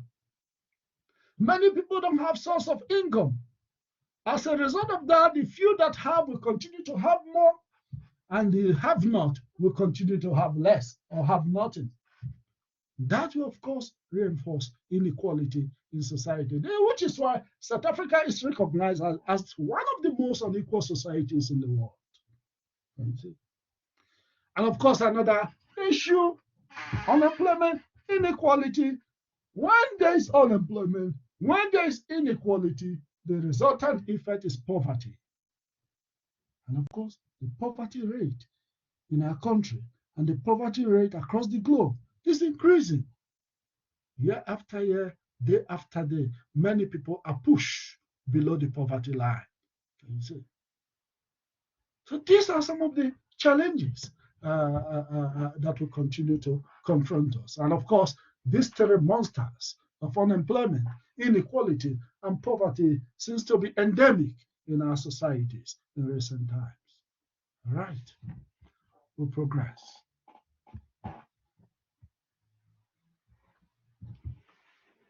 Globalization before the recent global crisis. Can you see? Globalization before the global crisis.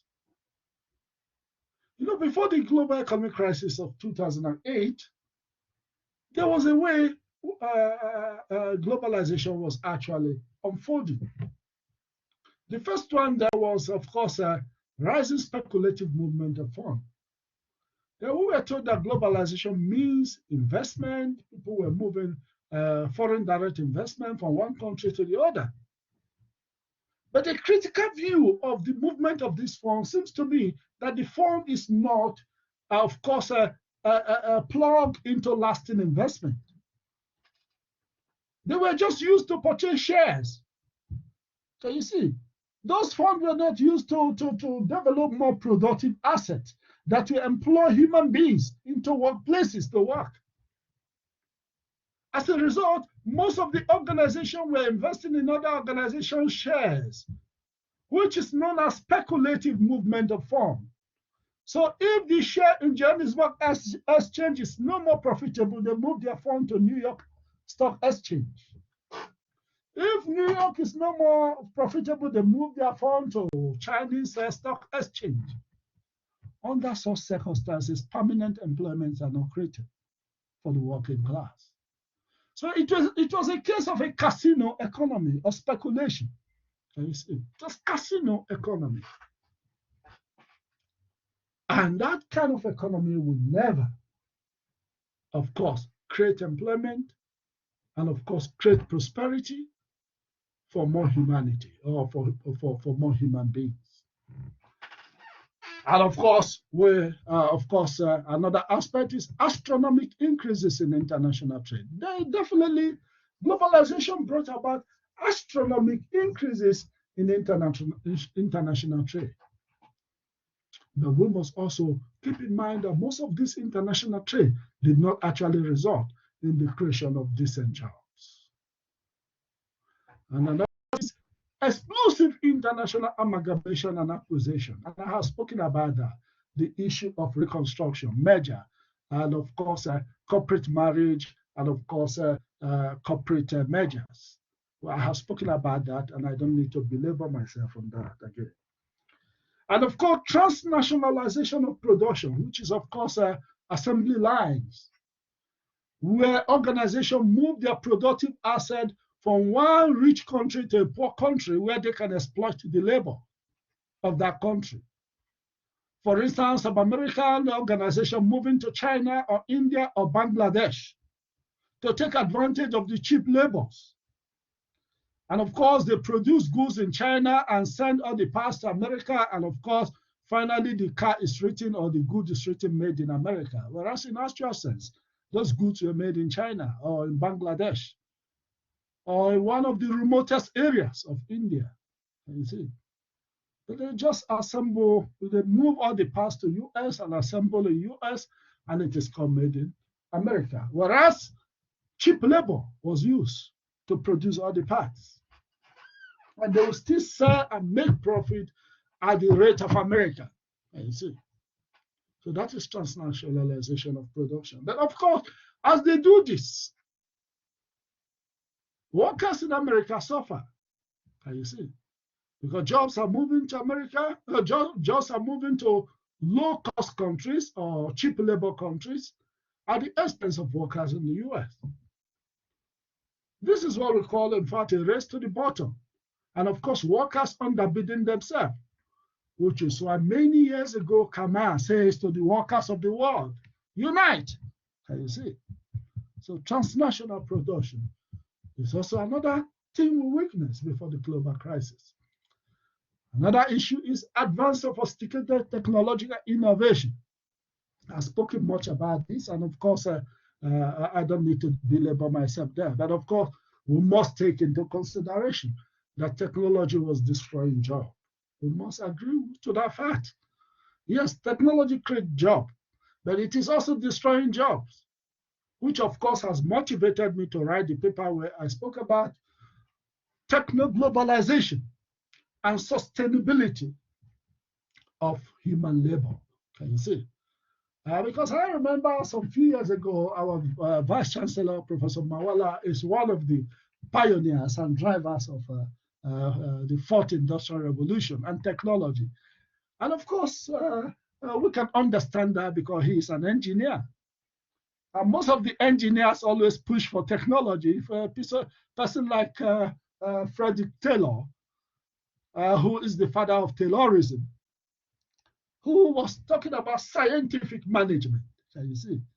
And I will not feel surprised when I see our Vice Chancellor, Professor Mawala, re-emphasizing the issue of scientific management in terms of technology. But I did ask him a question when he presented some of his traitors in one of the forums about the fourth industrial revolution.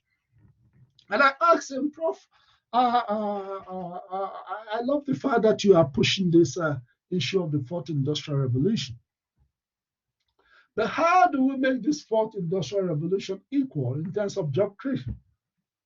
And how do we also cater for those that will be destroyed, whose job will be destroyed as a result of technology? And I think his response was that, of course, in the first place, he did acknowledge that, yes, job will be destroyed, but of course, technology will open room for new other jobs in the long run. But according to David Ricardo, the economist, he said, in the long run, we are all dead.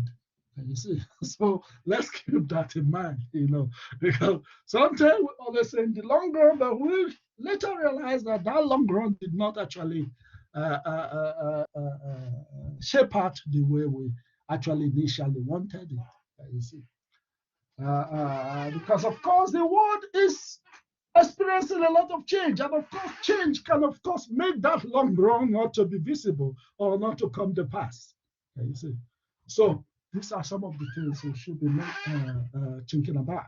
So advanced technology, advanced sophisticated technological innovation has also certain influence in terms of job destruction, and of course reinforcing technological unemployment. All right. And of course, there is, of course, the increasing numbers, activities, and powers of transnational corporations. Can you see? The fact that transnational corporations have increased, and they have enormous power. Like I told you, some of their resources is more than the resources of nations. Can you see? So as such, definitely, because of their power, they can, of course, definitely influence some of the decisions that are taken in our world today. And of course, we have issues of global fragmentation and regionalization. While we are talking about a kind of porous world, an open world, we are also seeing a kind of regionalization. We have, of course, the European region as a kind of a regional bloc, though, of course, Britain has left them, which is, of course, what we refer to as the Brit exit. And, of course, in the American side, we have, of course, UNITAD. And of course, in Asia, we have the ASEANs or something of that nature in terms of their regional bloc, which of course include all the Asian tigers. That is India, Thailand, of course, South Korea, and Indonesia, Malaysia, all the Asias, you see. So, where is the openness if we are talking about regional bloc? And of course, in Africa, we have the NEPAD, can you see? And of course, the AU. Although, like someone said, they mentioned that the African one is not as strong because, of course, it seems to the person that, of course, the African AU is also financed by Europeans. As such, definitely, Africans cannot have any secret of their own as far as the union is concerned. So, those are some of the challenges and the dynamics that we have to come to terms with, and the realities that are confronting us. And of course, another aspect is, of course, global competition. And I've spoken much about competition. That is globalization before the recent global crisis. I've spoken about competition. These are some of the things that have confronted humanity, that we are no more competing within our nation, but we are competing within the global space, or within the global village, as some say. All right. Now we have to take into consideration, because you guys are students of strategic human resources management. You see, you guys are product of strategic human resources management. Let us just take into consideration and perspective how labor was utilized before the global economic meltdown. How labor was utilized. What we saw was, in fact, a growing downward spiral on wages and working conditions. It seems to me that managers were actually interested in paying lower wage to employees. For instance, I spoke about the movement of job from America and, of course, the advanced country to third world countries. You see, where working condition is not considered. We heard about the fire outbreak in Bangladesh, when some of the textile workers were burned to death because of poor structuring of course, the layout of where they operate, as, of course, where they operate as there's a term that we use for them. Sweatshop workers. You know, you can Google that. Sweatshop workers, where they operate as sweatshop workers. Some of them working 24 hours every day. You see. So growing down was para on wages and working condition. And of course, another aspect is job destruction and losses. It seems to me that, of course, managers were praised for destroying jobs. And in some instances, the packages, the wage and benefit packages of managers were increased due to the potential, due to the power, or due to their tendency to destroy jobs in order to increase shareholders' earning or shareholders' return on shares. You see, there have been instances of that, where employees are laid off when the organization is still making profit. So these are issues, how we were managing our human resources, how we were managing our labor. Another aspect is, of course, the race to the bottom in labor standard. Of course, most of the people pushing the globalization agenda, like America, don't believe in labor standard. And America is not even a signatory of the International Labour Organization. But these are the people moving or pushing globalization agenda. Can you see? So there was a tendency to, of course, bring the labor standards to the lowest ebb. Can you see? Another aspect is abusive labor relationship and employee killings. Of course, Naomi Klein, in her book, No Logo, No Country, and of course, No Symbol, was able to reflect how certain employees who resisted some of these capitalist doctrine and practices within the workplace. In some countries, like of course the Chinese zone and of course other countries, were murdered overnight by certain security agents. You see. Naomi Klein was able to catalog that in her book, No Logo, No Country. You see. And of course, casualization of employment relationship. We seem to be seeing more casual employment, temporary workers, labor brokers.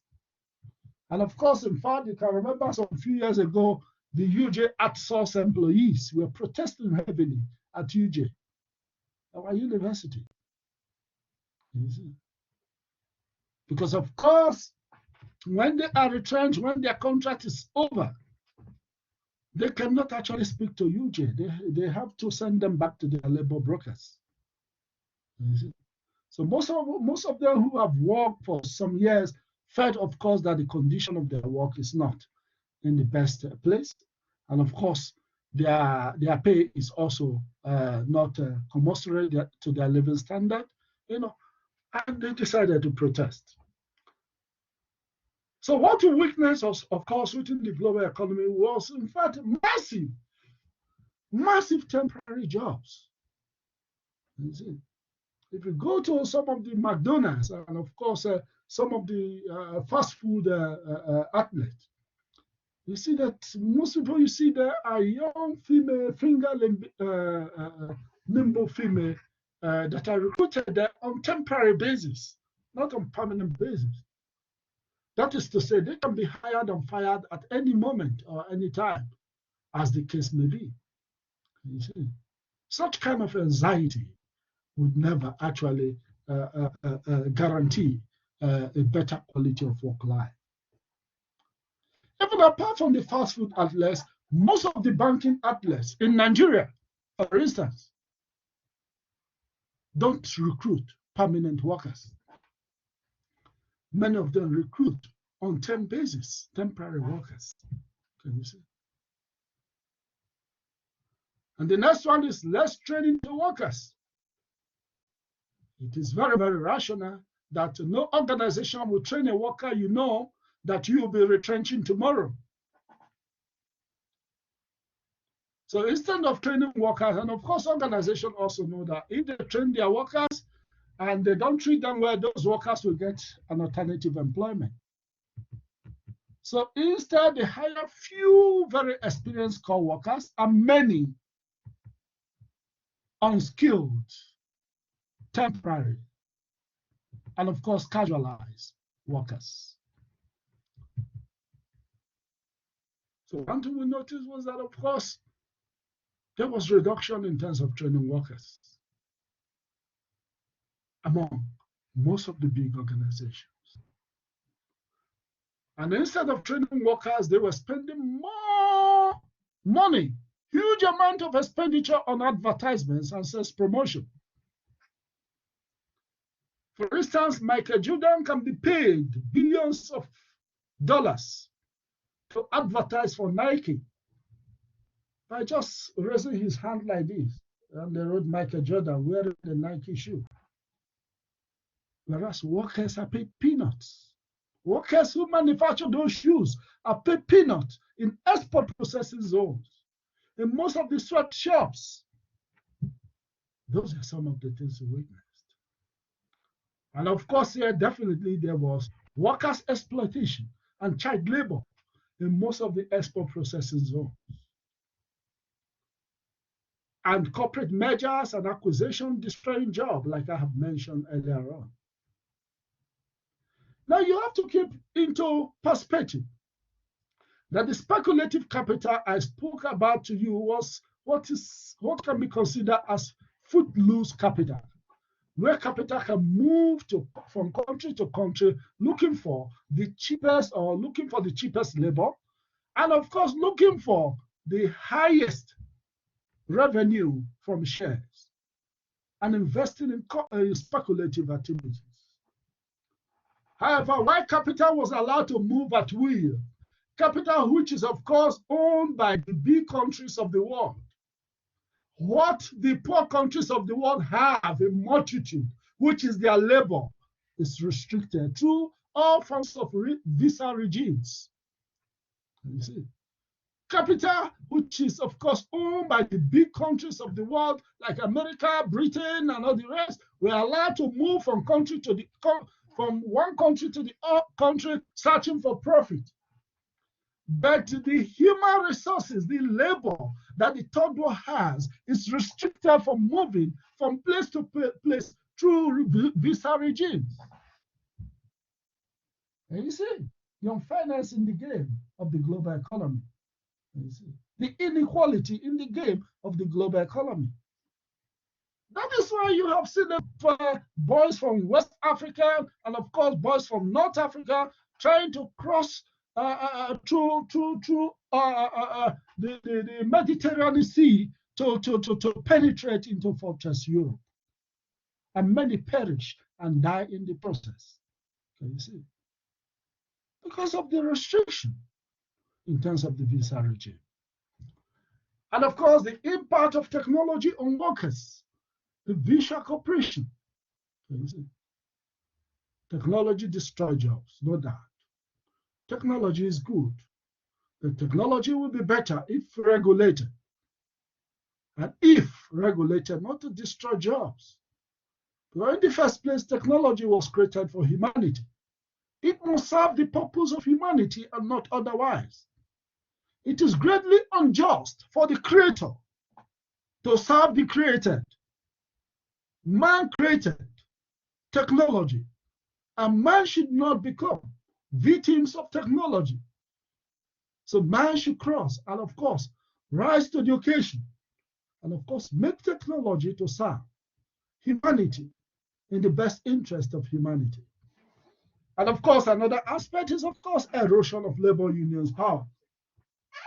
The fact that of course unions' power seems to be declining due to diminishing membership or decline in their membership.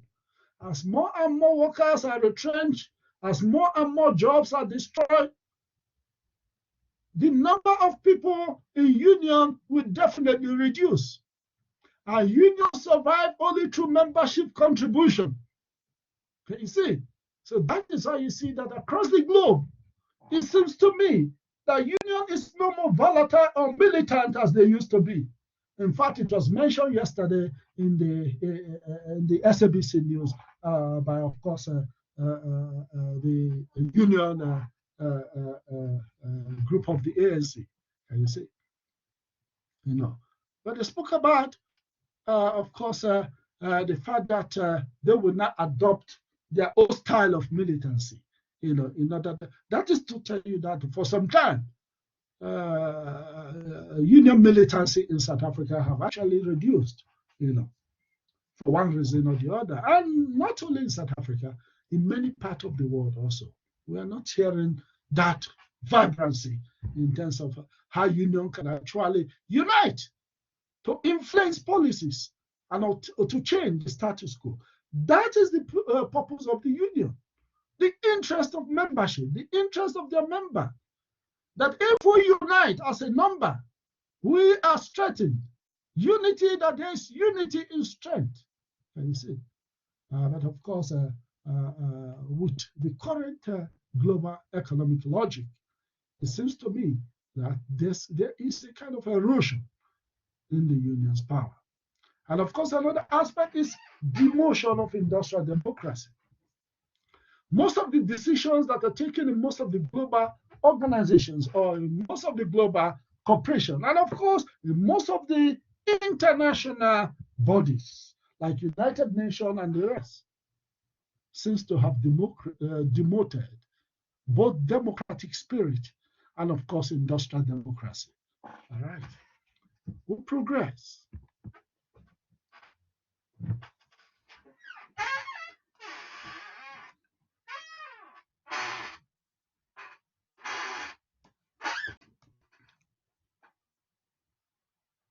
All right. Good. Ladies and gentlemen, there is a need for a change. We must change the change. All right. We must change the change that have taken place in our world, or change the change that is taking place in our world. We need a change from the global capitalist logic. You see, change in the global logics. We must take into consideration that people is the emphasis. And of course, people have started realizing that for so many years now, our chase is on profit alone. Because some people are of the view that, of course, the business of business is profit. You see, now, apart from the business of business being profit, that there's no other business of business. That is to say that the business of business is business. But of course, definitely the business of business should not only be business, but the business of business should be to serve humanity in the best interest of humanity. You see? So there's a need for a new focus towards people orientation. We must take into consideration that if more people are chased out of work, if more people are driven into the street without job, more crime will increase in our society, as we are already witnessing. The crime rate in South Africa, in broad daylight, in Soweto, in broad daylight, people are being shot. In broad daylight at Hebrew, people are robbed, and people are looking at them. I have seen that yesterday also in the social media. Somebody will be walking and 30 people will grab him on the neck, grab him on the hand, search him, and take whatever is in the pocket. And they leave him there. And he can't do anything. And people will be watching close by range. These are crimes. So if more people are poor, if our strategy is not people-oriented, definitely most of these people will chase out of our organizations, will become criminals, either as cyber criminals, either as street criminals, either as even our society will become more unease. We'll be hearing more rape cases. We'll be hearing more of violence against genders. as a result of people's pains. Sometimes also people try to seek solace in bad habits. All these are some of the social dimensions that we have to start thinking about. So organization, of course, you need to be competitive, but of course, think about it, whether your competition is viable.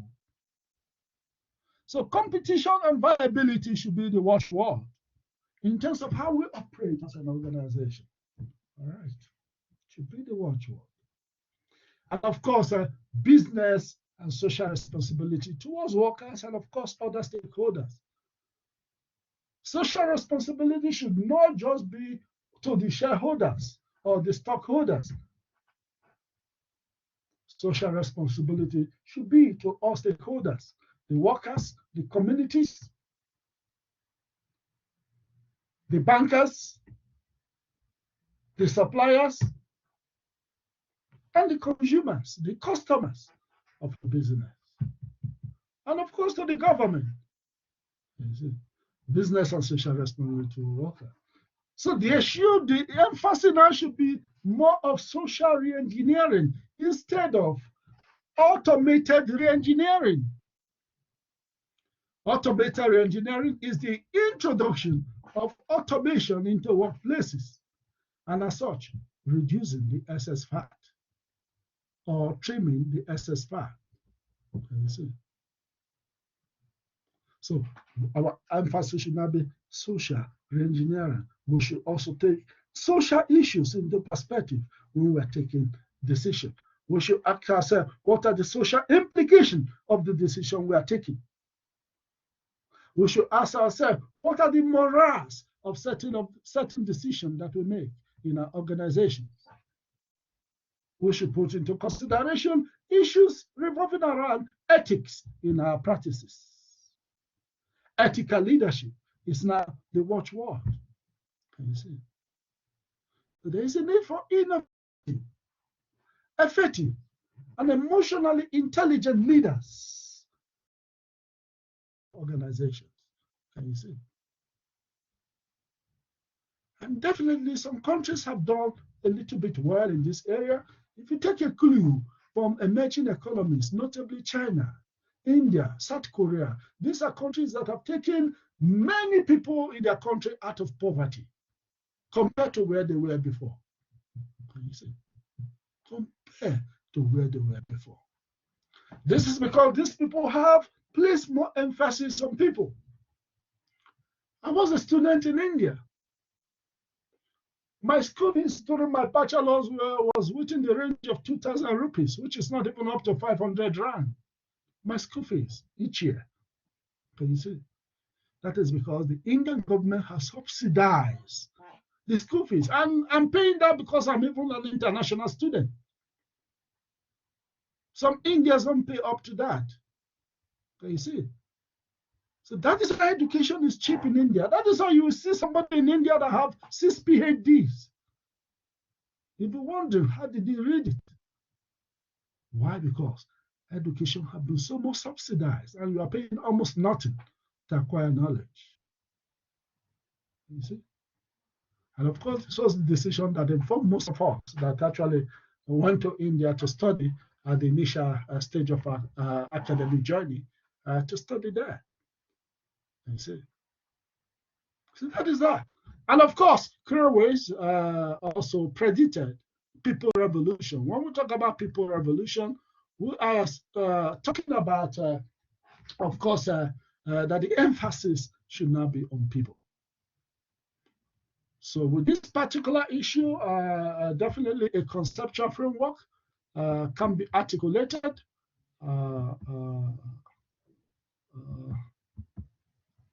in this format. First and foremost, let's say we have an organizational stroke economic problem. Definitely all we need should be innovative leadership, innovation. Leaders who can think out of the box, that are innovative leadership. And of course, innovative leaders have to actually apply people-oriented strategies and of course, social re-engineering. And that will inform organizational performance and organizational competitiveness and viability.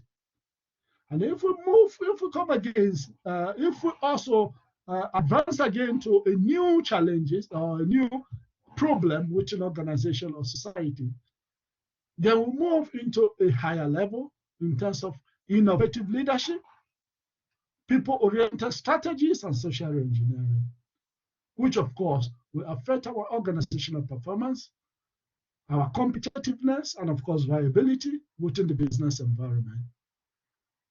And of course, enable our organization to maneuver and continue to move. Because investment in people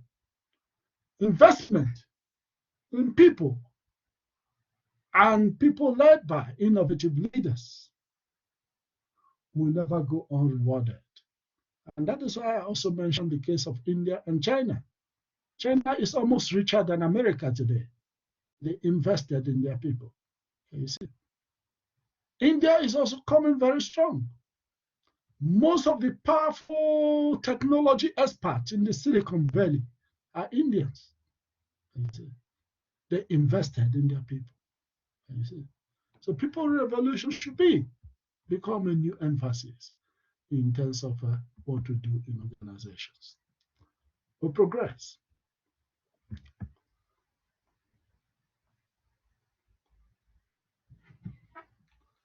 And I know that you will be doing your research after this coursework. There could be some research activities that you can explore if you feel like. The current globalization and human resources, or the current state of globalization and human resources, or the current state of human resources under globalization and the fourth industrial revolution, or in an era of globalization and the business responsibility and workers within the global era of globalization, business social responsibility and workers. In fact, I just examined a thesis for UNISA recently, which has to do with, of course, business responsibilities. Why junior mining organizations are not meeting with their corporate social responsibilities, you know. Then, of course, globalization and people revolution. How do we articulate that, you know, placing more emphasis on people instead of profit and other exterior aspect of a business. Visual organization and collective bargaining. How do we bargain properly within a visual organization arrangement or under a visual organization arrangement? And of course, globalization and labor relation. You know, how is globalization affecting employers-employee relations? You see, that is labor relation. And of course, some of my students have done research in that area, some of my master students. And in fact, two of them graduated with above 75% last year. And two articles have been accepted for publication from their thesis, those that work on globalization and labor relations. And of course, globalization, organizational dynamics, and change. You know, these are some of the research streams that someone can explore. Globalization and talent war. It's also a possibility, you know, for one to investigate maybe the impact of globalization on talent war in Africa, or how globalization has impacted talent war or has accelerated talent war in South Africa.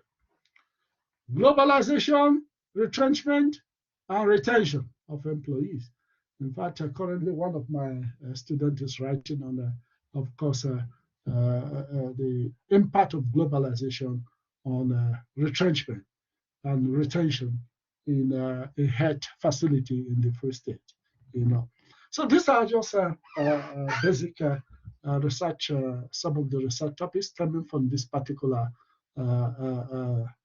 presentation that any student can explore in terms of developing your own topic, but depending on whether you want to explore within the area area of globalization as your main topic. All right, great.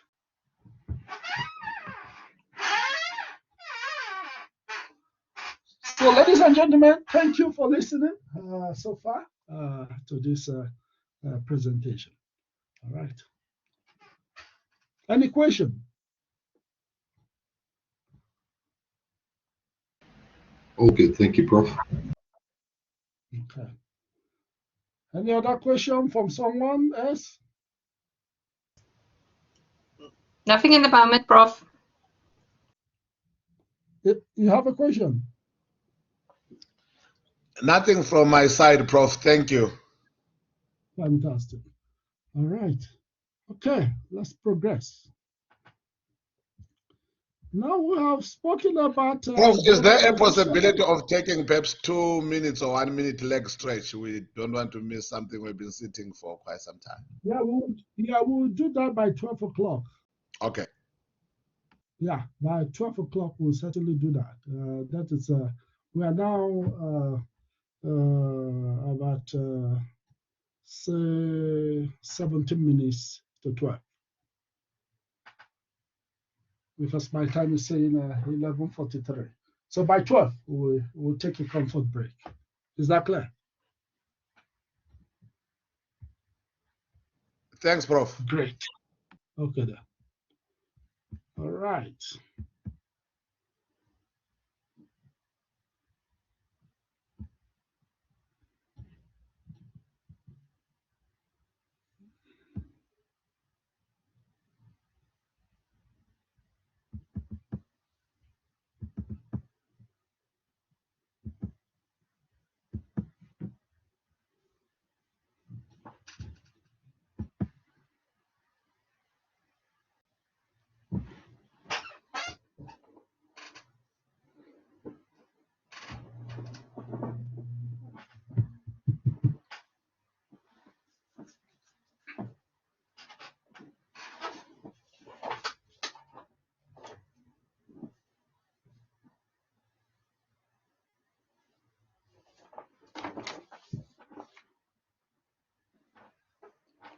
All right, colleagues, your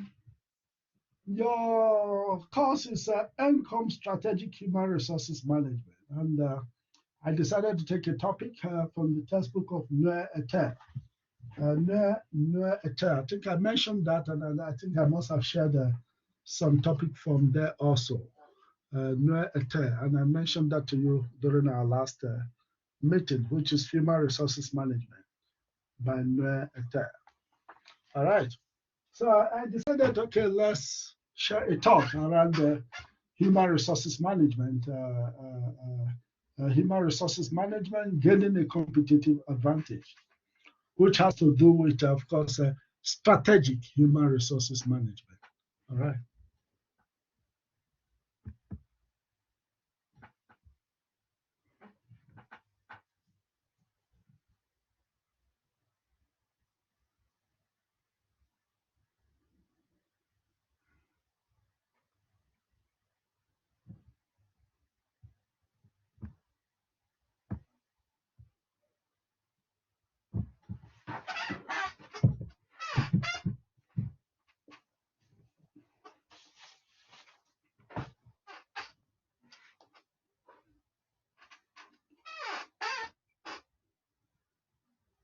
All right, colleagues. First and foremost, before diving into strategic human resources management, let us just share a thought around what strategic management is. The goal of strategic management is to deploy and allocate resources in a way that gives an organization competitive advantage. Competitive advantage because an organization is not operating alone within the business environment or within the market that the organization is operating in. So therefore, human resources function must be integrally involved in the company's strategic management process. And you see, human resources function must be integrally involved in the company's strategic management process, because previously Human resources is just taken as an administrative function that is not integrally involved in the company's strategic management process. And that involvement have to also shape the business model of an organization. And the business model is how the firm or how the organization will create value for customers profitably. You see? How the firm will create value for customers profitably. That is to say that organizations nowadays should earn their profit through customer satisfaction. Can you see? You can no longer make profit by playing on the customers because you have a lot of rivals, you have a lot of competitors. And the customers today are well informed because of the information explosion that I have told you about. Customers are well aware. If customers want a product today now, they'll go to Google and look for different organizations, retail outlets that have that product. And they check price, they check quality, they check what the product will offer them in terms of utility, you see, and in terms of satisfaction. So any organization that is thinking that is entering in there to make profit out of customers without satisfying them is living in fool's paradise. You see, it's living in illusion. And we certainly want the crumble. All right. So organization must, of course, create a business model that enables them to create value for customers while making profit.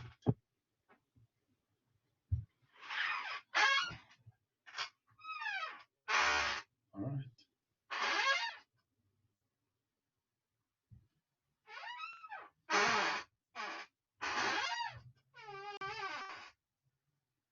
Now we speak about strategic human resources management. Strategic human resources management is the pattern of planned HR activities and deployments intended to enable an organization to achieve its goals.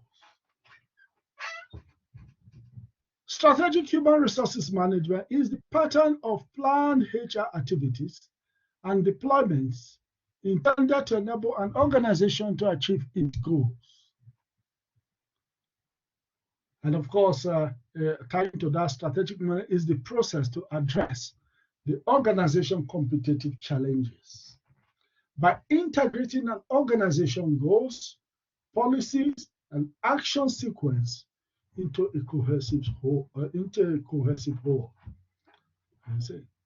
So strategic management is the pattern of planned HR, human resources activities, and deployment intended to enable an organization to achieve its goal. Every organization has a goal, an objective.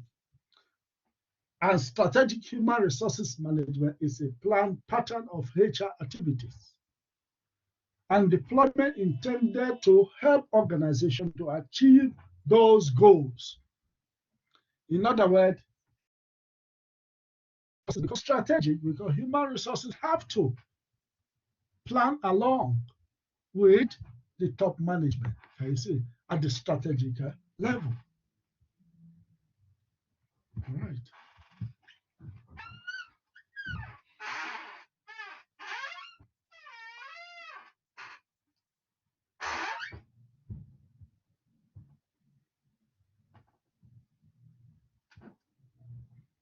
Now we can look at the phases of strategic management. We have two phases of strategic management. One is strategic formulation, and the other is strategic implementation. Those are the two phases of strategic management. Can you see? Strategic formulation and strategic implementation.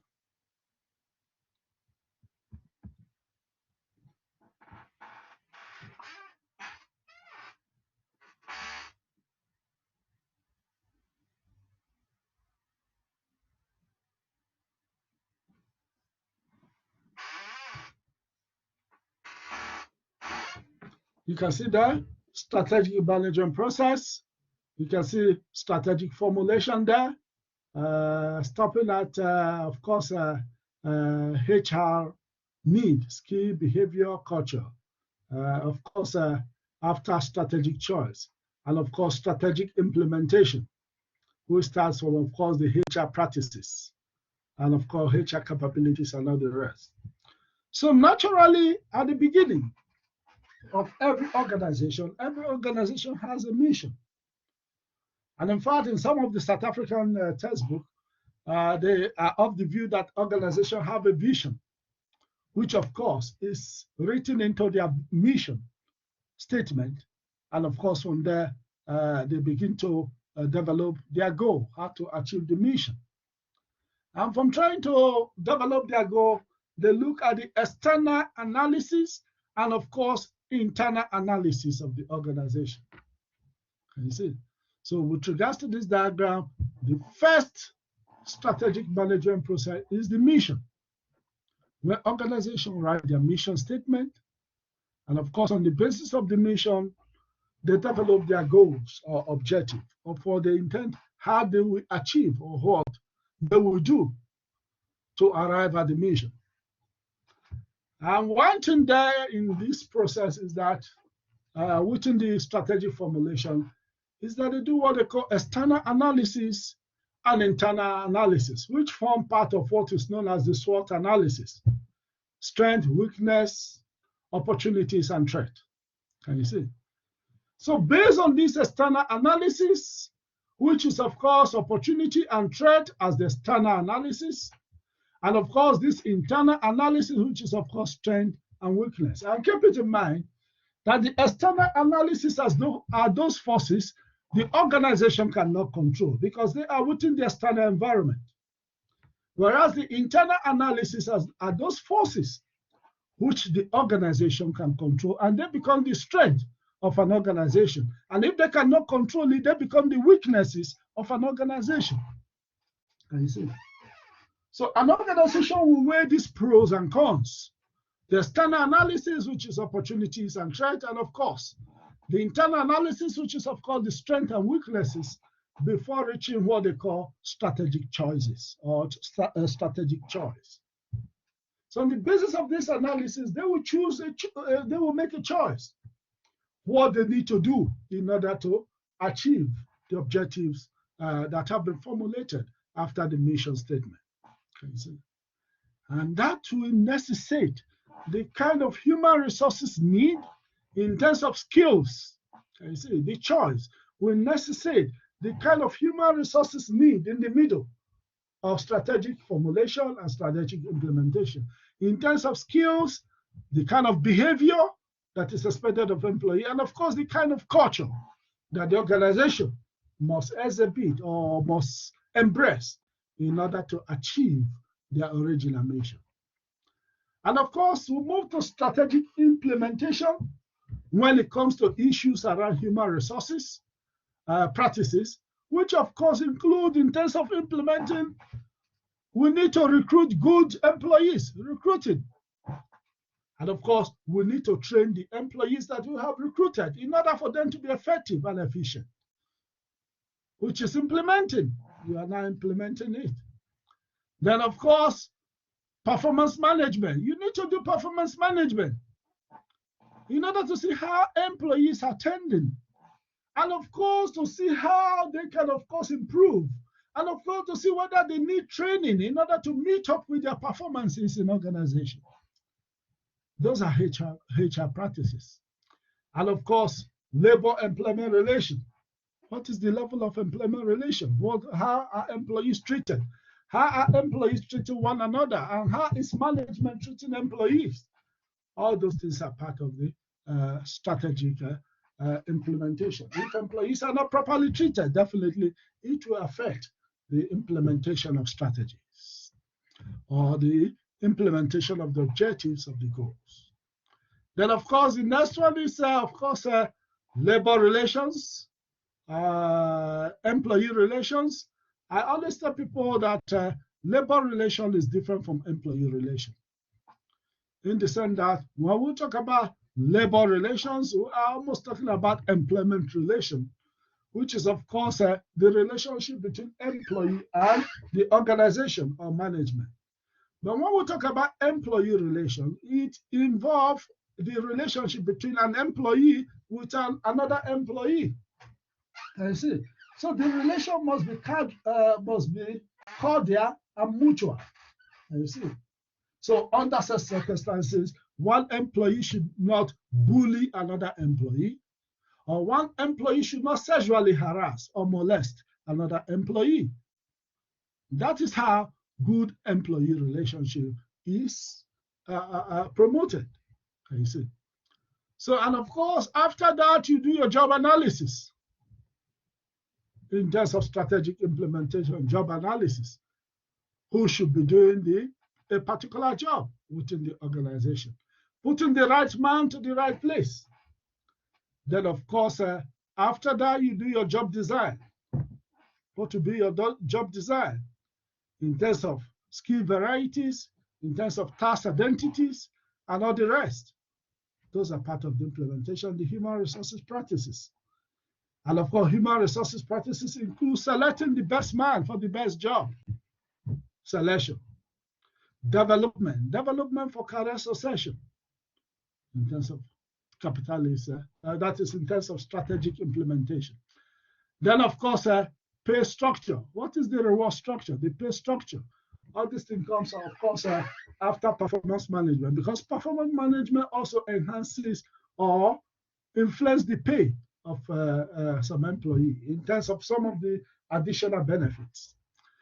And then, of course, pay structure, and of course, other incentives that an employee can earn, and of course, another incentive and benefit that an employee can earn. And of course, definitely in terms of also still implementation, one have to also look into the capabilities of employees that have been recruited with regards to skills, abilities, and of knowledge. You see, all this proper strategic formulation and implementation will definitely affect action, what is behavior of people within an organization, and of course results, which will definitely influence either productivity, quality, and profitability with regards to the organization's performance. Can you see? So strategic management process has two phases: the strategic formulation and of course the strategic implementation. Is that clear? Yes, Prof, it's clear. Yes. Great, we'll progress.